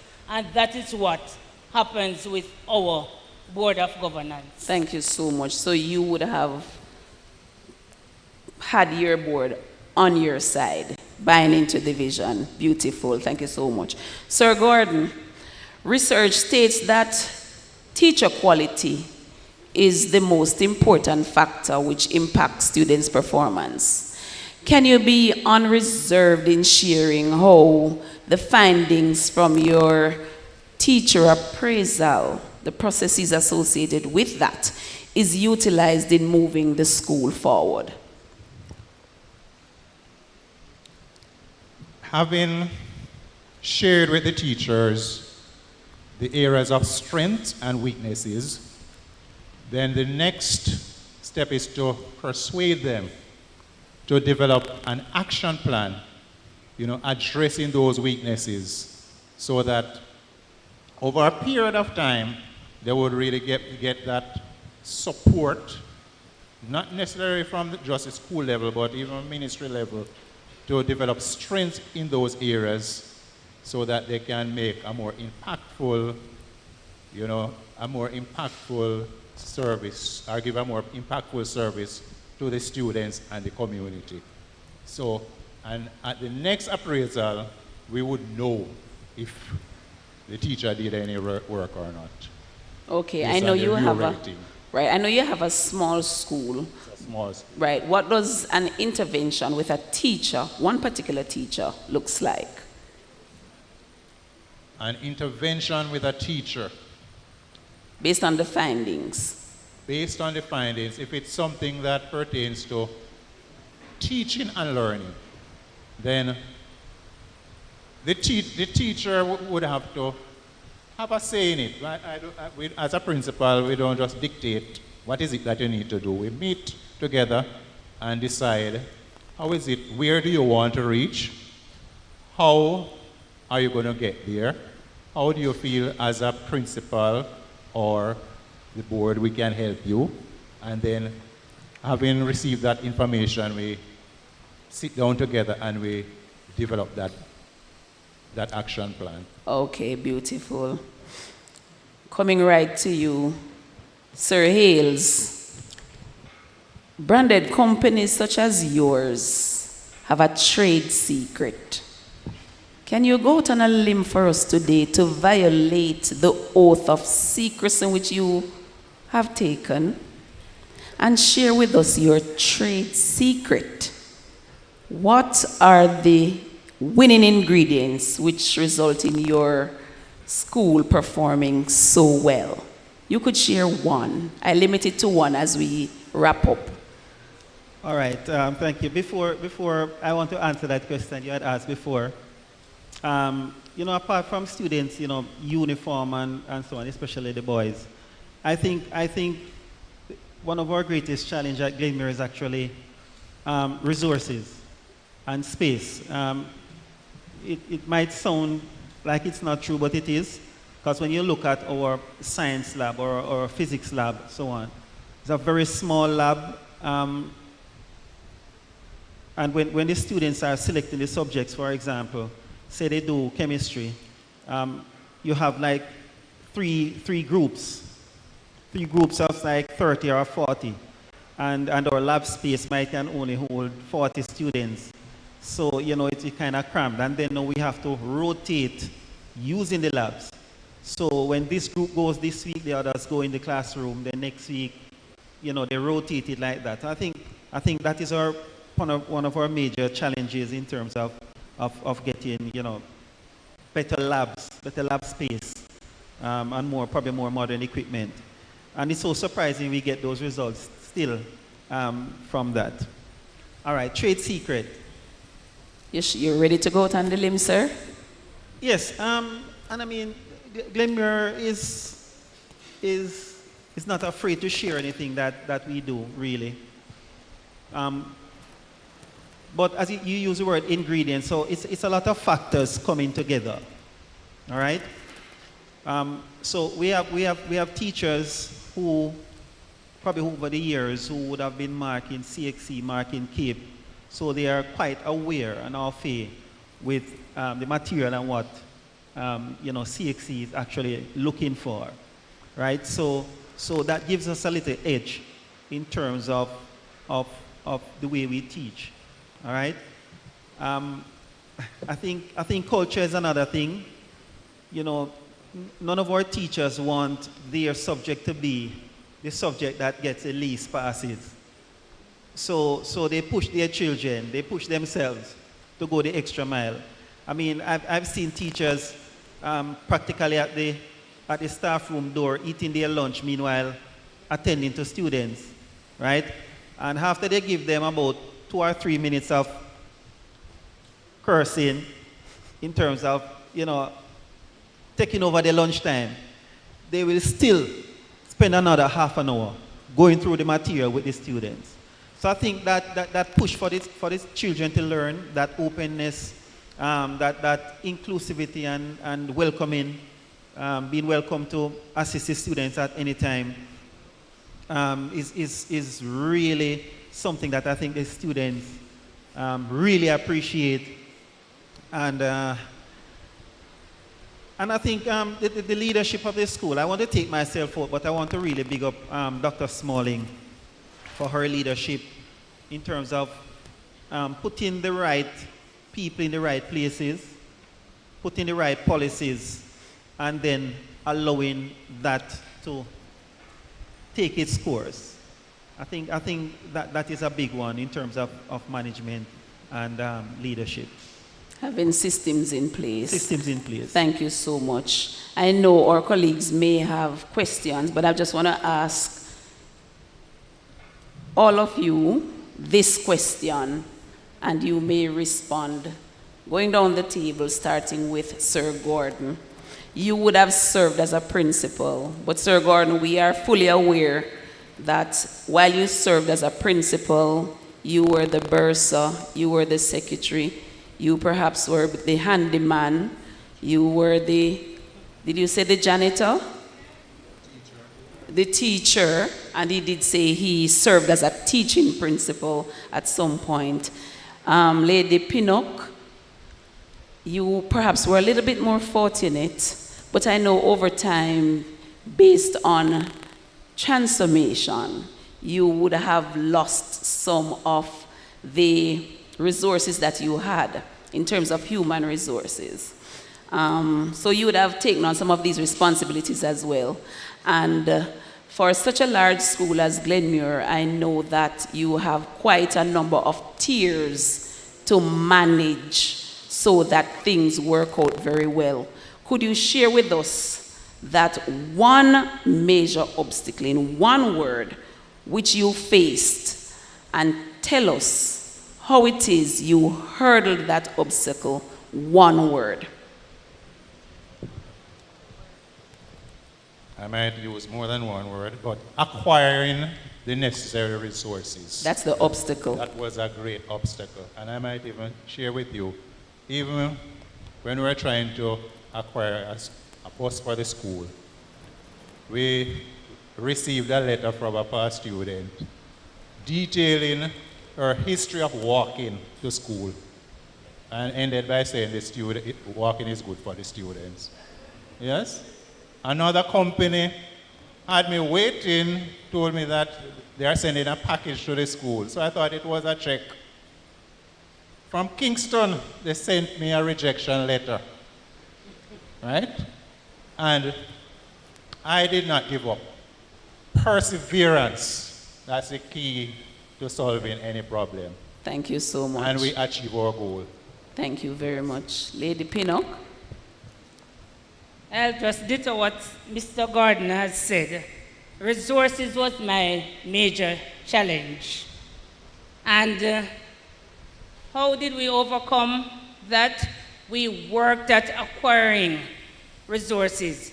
Let me remind us that the Ministry of Education and Youth will not be able at any time to give us all the resources that we need. So therefore, we as a school will have to step in and do the necessary things to acquire resources so that students and teachers can be equipped. And let me tell you, when we are going to be inspected, when the lead inspector asks us, do you have this, do you have that? And when we kept saying yes, and we kept producing the thing, he said to me, what is it that you do not have? So, and he also said, how they say that there's no good primary school in Jamaica, especially in the rural areas. We worked at getting the things that we needed. We did not rely only on the Ministry of Education. We did all that we needed to do and had resources upon resources so that teachers and students have what they need to work with to get that good. Thank you so much. Sir Hales? Boy, I don't want to piggyback on the resources, but yes, resources. You know, it's quite ironic that sometimes Glenmuir, we have a lot of old computers and so on. You know, when you have a lot of pilot programs going on, Glenmuir is always at the bottom end of the pilot programs. For some reason, I don't know why. So if you're giving out computers and we say, boy, we want 30, we are always at the bottom of the pile.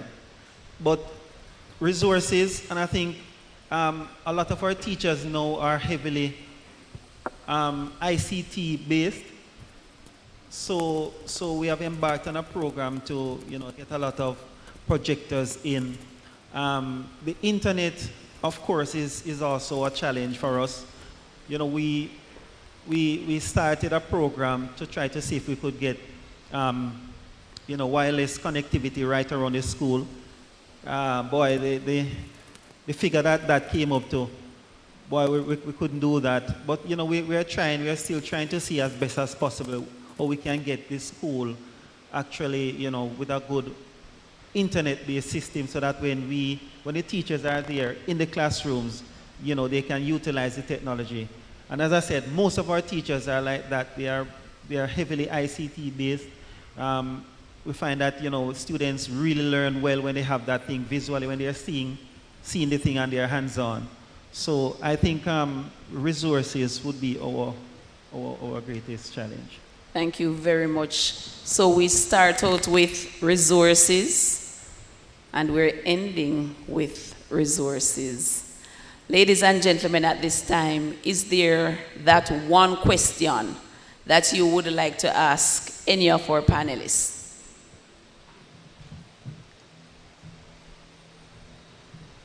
No? Okay, Mrs. Spirit Wilmot.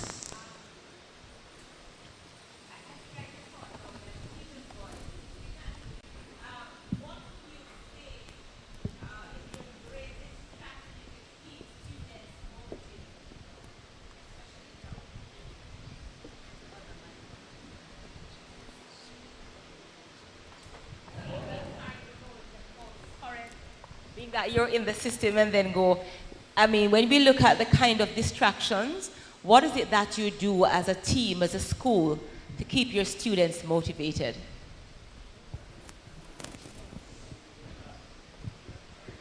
I'm starting at Glenn Muir since he's present. All right. Thank you.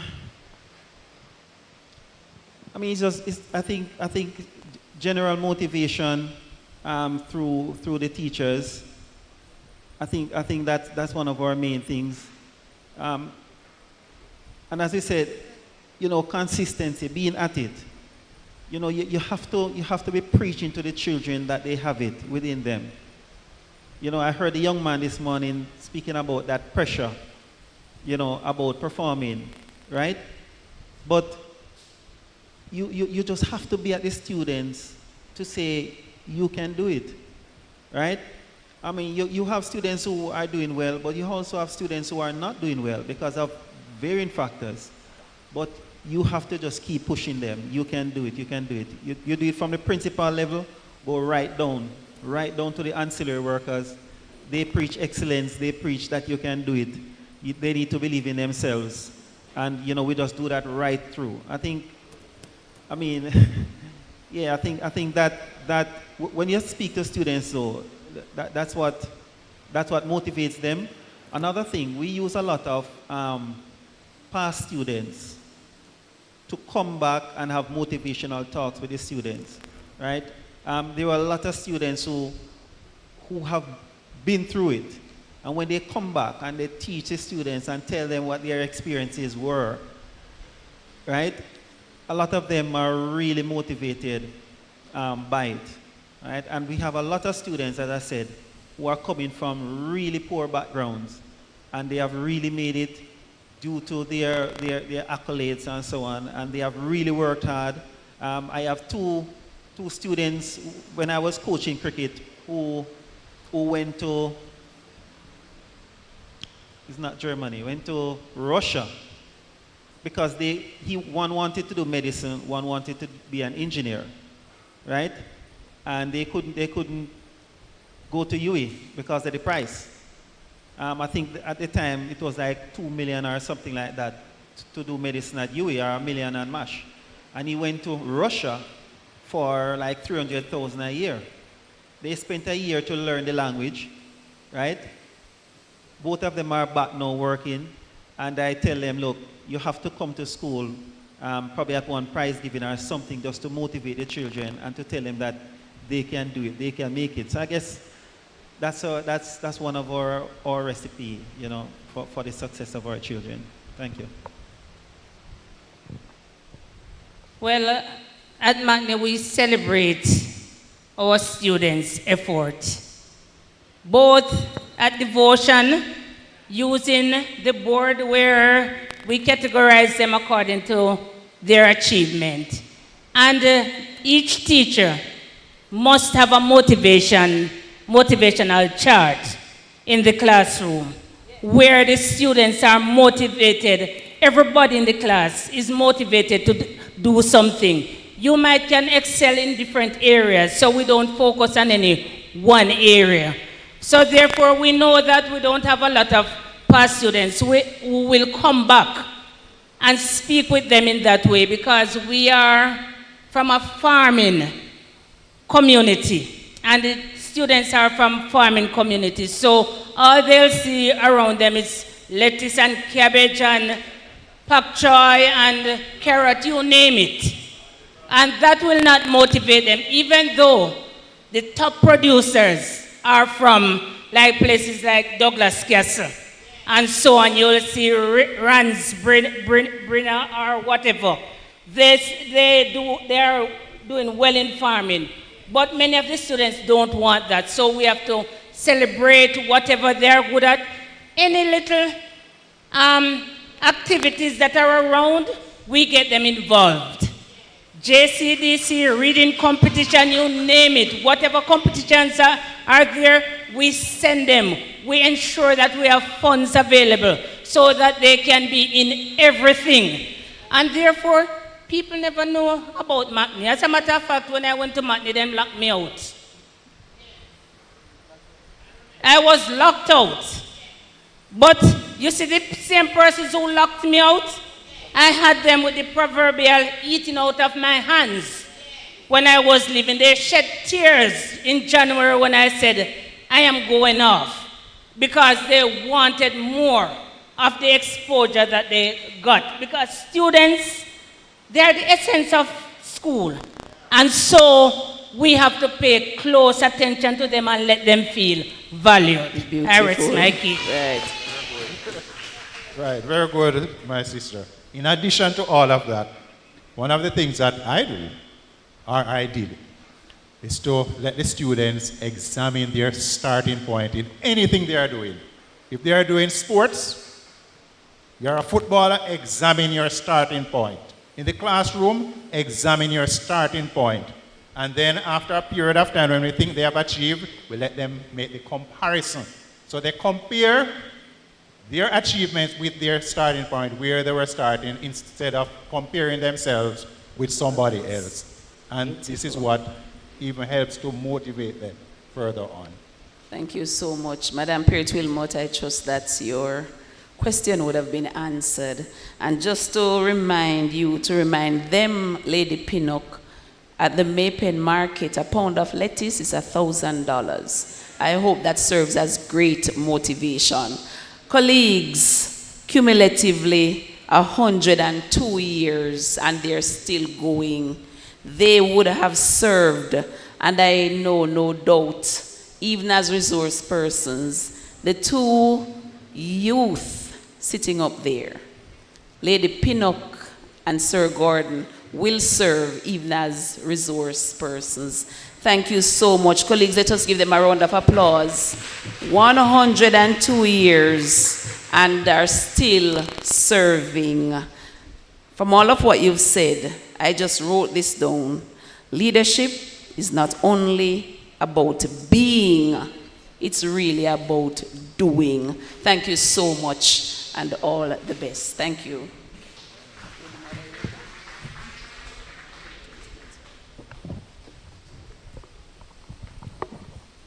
Thank you so much, Lady Cowan and team, for that interesting conversation. And now I see Lady Bathsheba, while Lady Raquel wanted us to start a long time ago, because there was a lot of information to share with our very important stakeholders in this plenary.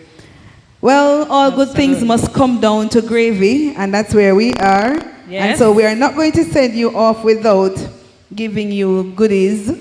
And right in this moment, Bathsheba and myself will be sharing some more of what you will be leaving here with, apart from the very important information that was shared in this conference. And we heard human resources coming out. You are our valuable stakeholders, and we really value your human resource that you are giving to the education system. Put your hands together for yourselves, for perseverance, endurance, determination, and all the qualities that you have brought and are bringing to the education system, which is transforming lives. And of course, you are doing a good job.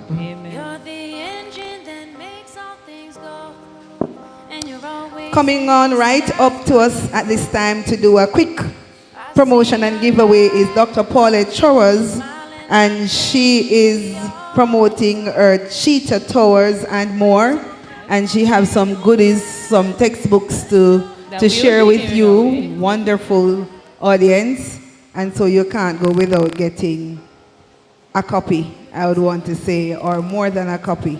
Right, so we want you to just listen up to see what you can learn about our company and the textbooks that are available for purchase. And there's so much more information, scholarships, and more that I'm sure you'll be interested in. And she will only be speaking for within 5 minutes. So put your hands together for her at this time.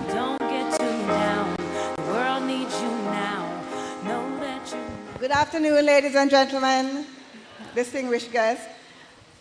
I am here on a mission. I'm here to seek your support and also to give you my support as well. But before I do that, I just want to spend a few minutes just to tell you about who I am. I'm a proud Jamaican, born and bred. I grew up in Portland, rural Portland, and I give thanks to the education system that I gained in Jamaica. Because of what I gained here, I went all the way to becoming a lawyer. I have a doctorate in law, because I know that my parents didn't have any inheritance to give me, and I know I had to work hard at my education. What I really liked, and I hope that you guys are still doing it, in my school, a primary school that I went to, Kenwright Primary School, what we did every morning, we did some little mantras, like labor for learning. Anybody, do you guys still do those? Labor for learning before you grow old? And you wouldn't believe how much those have helped me as I transition and go from stage to stage in my life. So I hope you continue to do that. So my company, I'm the proud owner of Cheetah. It's not Cheetah, even though my accent may sound a little weird. It's Cheetah. It's an acronym that stands for Connect to Higher Education, Electronic Tools, Application, and Help. And we are in two industries. We have our own brand of tablet PC, so we're in the technology industry. And in fact, we are the only known company in the world, Black/Jamaican-owned company, with our own brand of tablet PCs that are Google certified. So we thank you.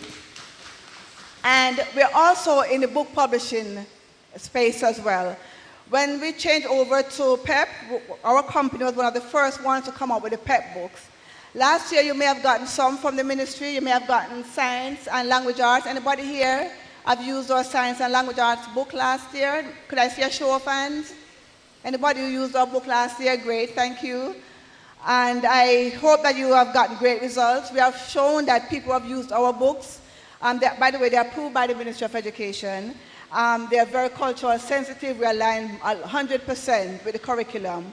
And we have shown to have good results. So when you use our books, you have definitely given valuable resources to the children. Every year we give out scholarships. I hope you realize that. We have given out last year, we gave out 7 scholarships. And sometimes I work with the ministry to give out scholarships based on needs, based on who needs them, and also based on who is doing well, or people who have characteristics of a cheetah, somebody who is a humanitarian, somebody who's making a name for themselves, who's giving back, and so on. But this year we're doing something a little different. We're going to be based on what we call the lucky books.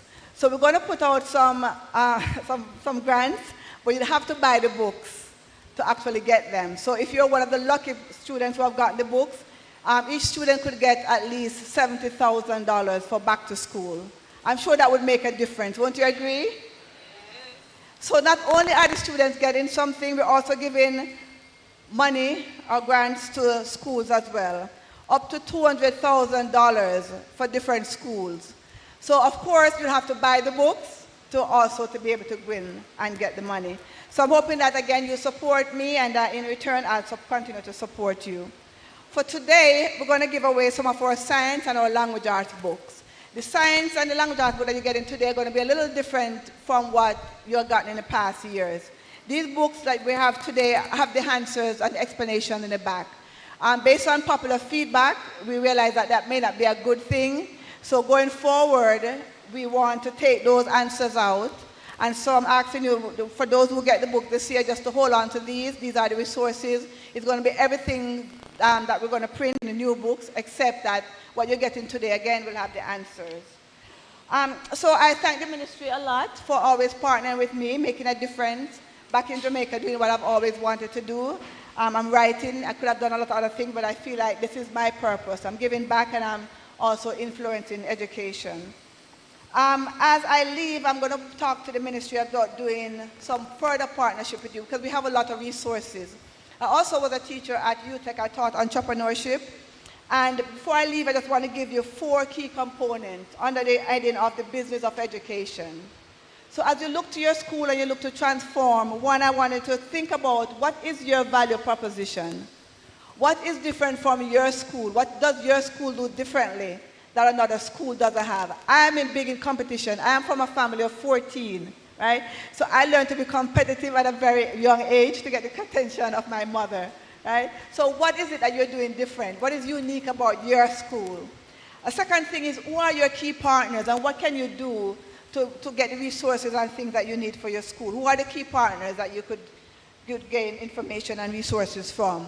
The third thing is, what are some key activities that you could do to set your school apart? For instance, are there any rite of passages or anything that the children would do at the start of the year? Or how do you do things that are different? And then the fourth thing and last thing for now, but there are really 9 components that all pertains to what they call a lean business model canvas. A fourth thing is your customer. So who are your customers? And how do you wow your customers? All right, so those are 4 things. I'm going to be talking with the ministry to see how I could get a lot of these other information out to you. Thanks again, and before I go, I'm just going to give out some of the books. Any criteria? Maybe you could help me? Okay, well, I was just thinking after we are closed, the persons could just come and speak with you at the desk. Thank you so much, Dr. Charles, for sharing with us. Give her a round of applause. And so you've heard many ways in which you can partner with her through scholarships and grants. And so after we have closed off, you can go and have a conversation with her and receive a token, of course, to take with you. And I really love the last point that you shared, our customers. How do we wow our customers? And indeed, that is something that we really have to think about as stakeholders in order to bring about education transformation. Absolutely.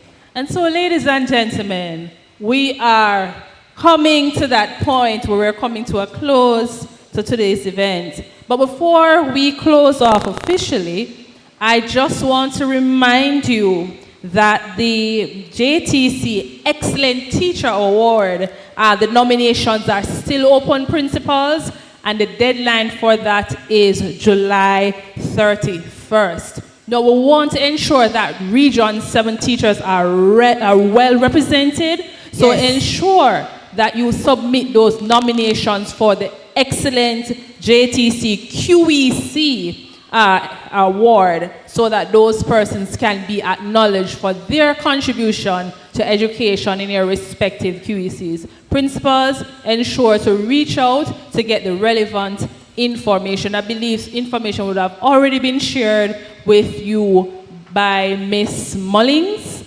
And so I want you to follow up and to submit those nominations. Definitely, and I love the fact that one of the representatives mentioned that if you are a leader and you want your team to look good, you have to work and show your team that you value them. And so show your teachers that you value them, nominate them so that they can be awarded and get those scholarships Yes. that are available. You have a few weeks to go or days, so submit those nominations if you have not done so. Right at this time, ladies and gentlemen, we're going to invite Principal of Roswell Primary to come and bring our vote of thanks. All good things Make must her come to an- welcome.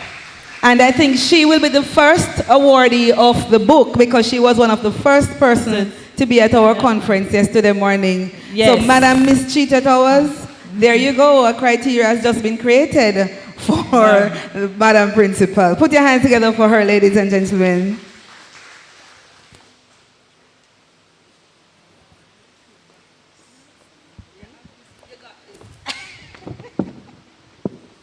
Okay, it's going home time. Going home. We are going home. There is nothing to hold us here. Region 7 has done it once again. Region 7 has done it once again. Another well-organized and informative conference was successfully executed. We can say it was a powered-up session. And there were many memorable bites and nuggets. Education transformation. It's my time to shine. It's my time to rise. Never underestimate the power of praying over someone's life. Enabling talents and abilities, power of prayer for transforming life. Every talents and abilities valued, recognized, and celebrated. Informative and appropriate and not overload. Power team, empowered to serve. For such an inspiring session, we have a number of persons and partners in education to thank. All talents and abilities comes from the Almighty. So we want to firstly acknowledge the power of God in allowing all the elements of proper planning to come together to make this session a success. Thanks to Mr. Watson Peko, Chairman from Edwin Allen, and to the Knox College for their engaging invocation. Thanks to the magnificent team of officers at the Region 7 office under the directorship of Mr. Richardson. And I'm here tempted to say, you had the magnificent 7, then you have Region, you have the 7 wonders of the world, then you have Region 7. So we are very thankful for the magnificent team for a well put together conference. To all the officers, education officers, administrative staffs, please give them a round of applause. And of course, you know, no program can go smoothly without slick and well-steered chairmanship. And this afternoon, we want to say thanks to Ms. Shaw and Mrs. Russell Lewin. You did a superb job of guiding the program along. Thank you very much. Special commendation to the Honorable Favor Williams, Minister of Education, for her timely discourse. It was refreshing to listen to the engaging and human touching narrative from Dr. Kassan Troop, Chief Education Officer, Acting. Thanks to the Acting Chief Education Officer, Shelley Dillon Borrell, for her part as well. And also thanks to Ms. Renee McKnight from the Teachers Services Commission. And also to Dr. Faith Alexander, Chief Education Transformation Officer, transforming from the heart. We would like to say thanks to our students from Ver Technical, Central, Denby, and Glenmuir for their scintillating performances. Please give them a round of applause. Now, education transformation needs meaningful partnership and sponsors to enable talents and abilities. So we want to say thanks to NCB, Sherwin-Williams, JTA Cooperative Credit Union, TIP, Jollyphonics, Book Fusion, EduHub Company Limited, the Media Service Unit, Alana's Institute for their partnership and the part that they have played, and also to our last partner, Cheetah. Thank you so much for the wonderful gift that I will be receiving this afternoon as well. It pays to be an early bird. Now, also, we want to say thanks to our students on the panel. And when I see them, we can say that our education transformation program is really working. So to our principals, our chairmen, our teachers, guidance counselors, please give it up for them that are present as well. Thanks to Mr. Paul Scott and the team for providing the audio facilities and for your streaming services as well.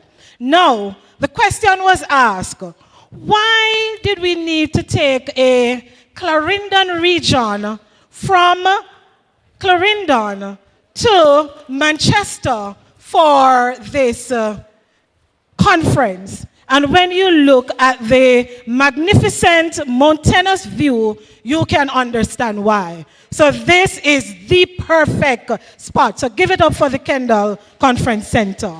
And of course, the scrumptious claims that you will make for taking such a journey here for the 2 days. So we thank you for that as well. Now, if you look around, we have a magnificent and a beautiful kaleidoscopic display. And we have none other than Mrs. Douglas Brown from the Thompson High to say thank you. Please give her a rounding applause. It is very, very beautiful.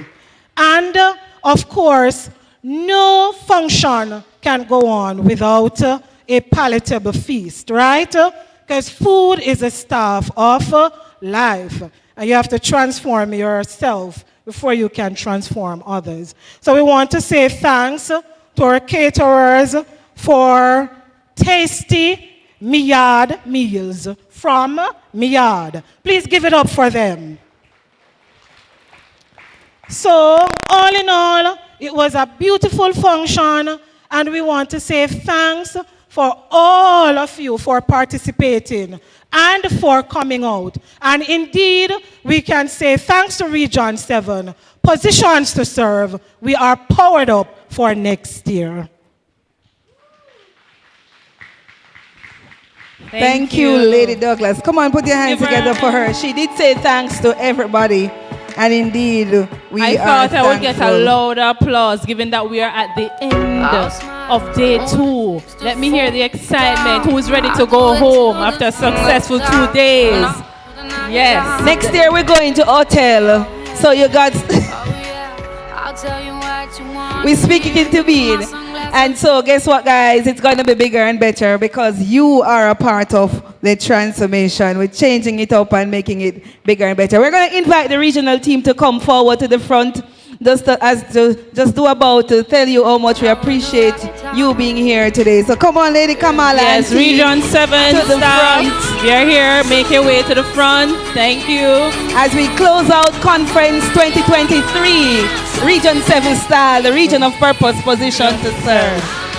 And we must thank the Ginex production, Mr. Noel Sims and team for live streaming. And they are also making sure that they are available to you at 475-5468. Come on up, regional team. Live streaming, graduation, photography, video production. 5448. So it's 475-5448. So check them out. Check them out for those services. Yes, Regional 7. Region 7 team is a big deal. And we put this together with our great, large, big numbers that we have as a region, the biggest region. Region 7 team, make your way briskly, walk briskly.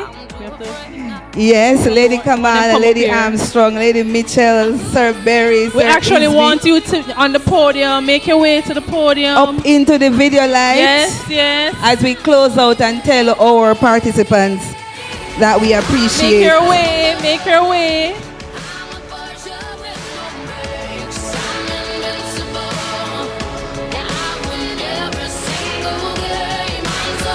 And this is where we have the dance off.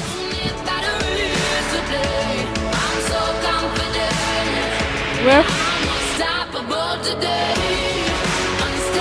Come on, Region 7. Yes, and we're taking it to the blue carpet, ladies and gentlemen. Come on, Region 7. Put your hands together again for our team. We are really appreciative of you. Give them a round of applause. The organization and planning of this event would be nothing without this team. We made it happen.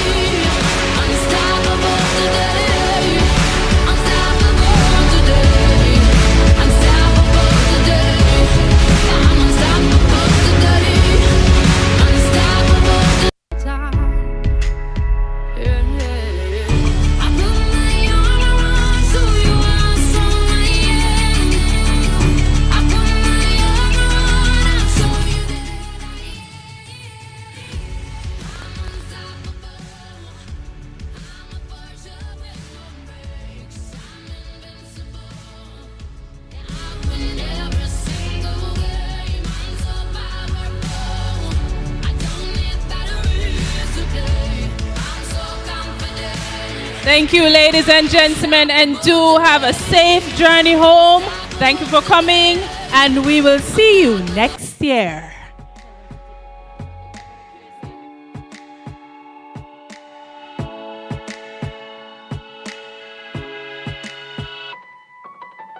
I'll smile, I know what it takes to fool this town. I'll do it till the sun goes down and all through the night time. Members of QEC 51, in your blue shirts, make your way to the front. In and out of blue shirts, make your way to the front. Your QEC leader would like to convene with you. Remember to collect your goodies from the Cheetah Towers company and get her number so she can partner with your school. Remember to view Effortville booth and the rewards of SWPBIS. Connections and networking, we said this year. Because next year is bigger and better things, right? Chief of Staff, is which hotel we're going? AC Marriott? Oh, that's too close. We're going to the North Coast. Oh, on the North Coast. Negril, all right.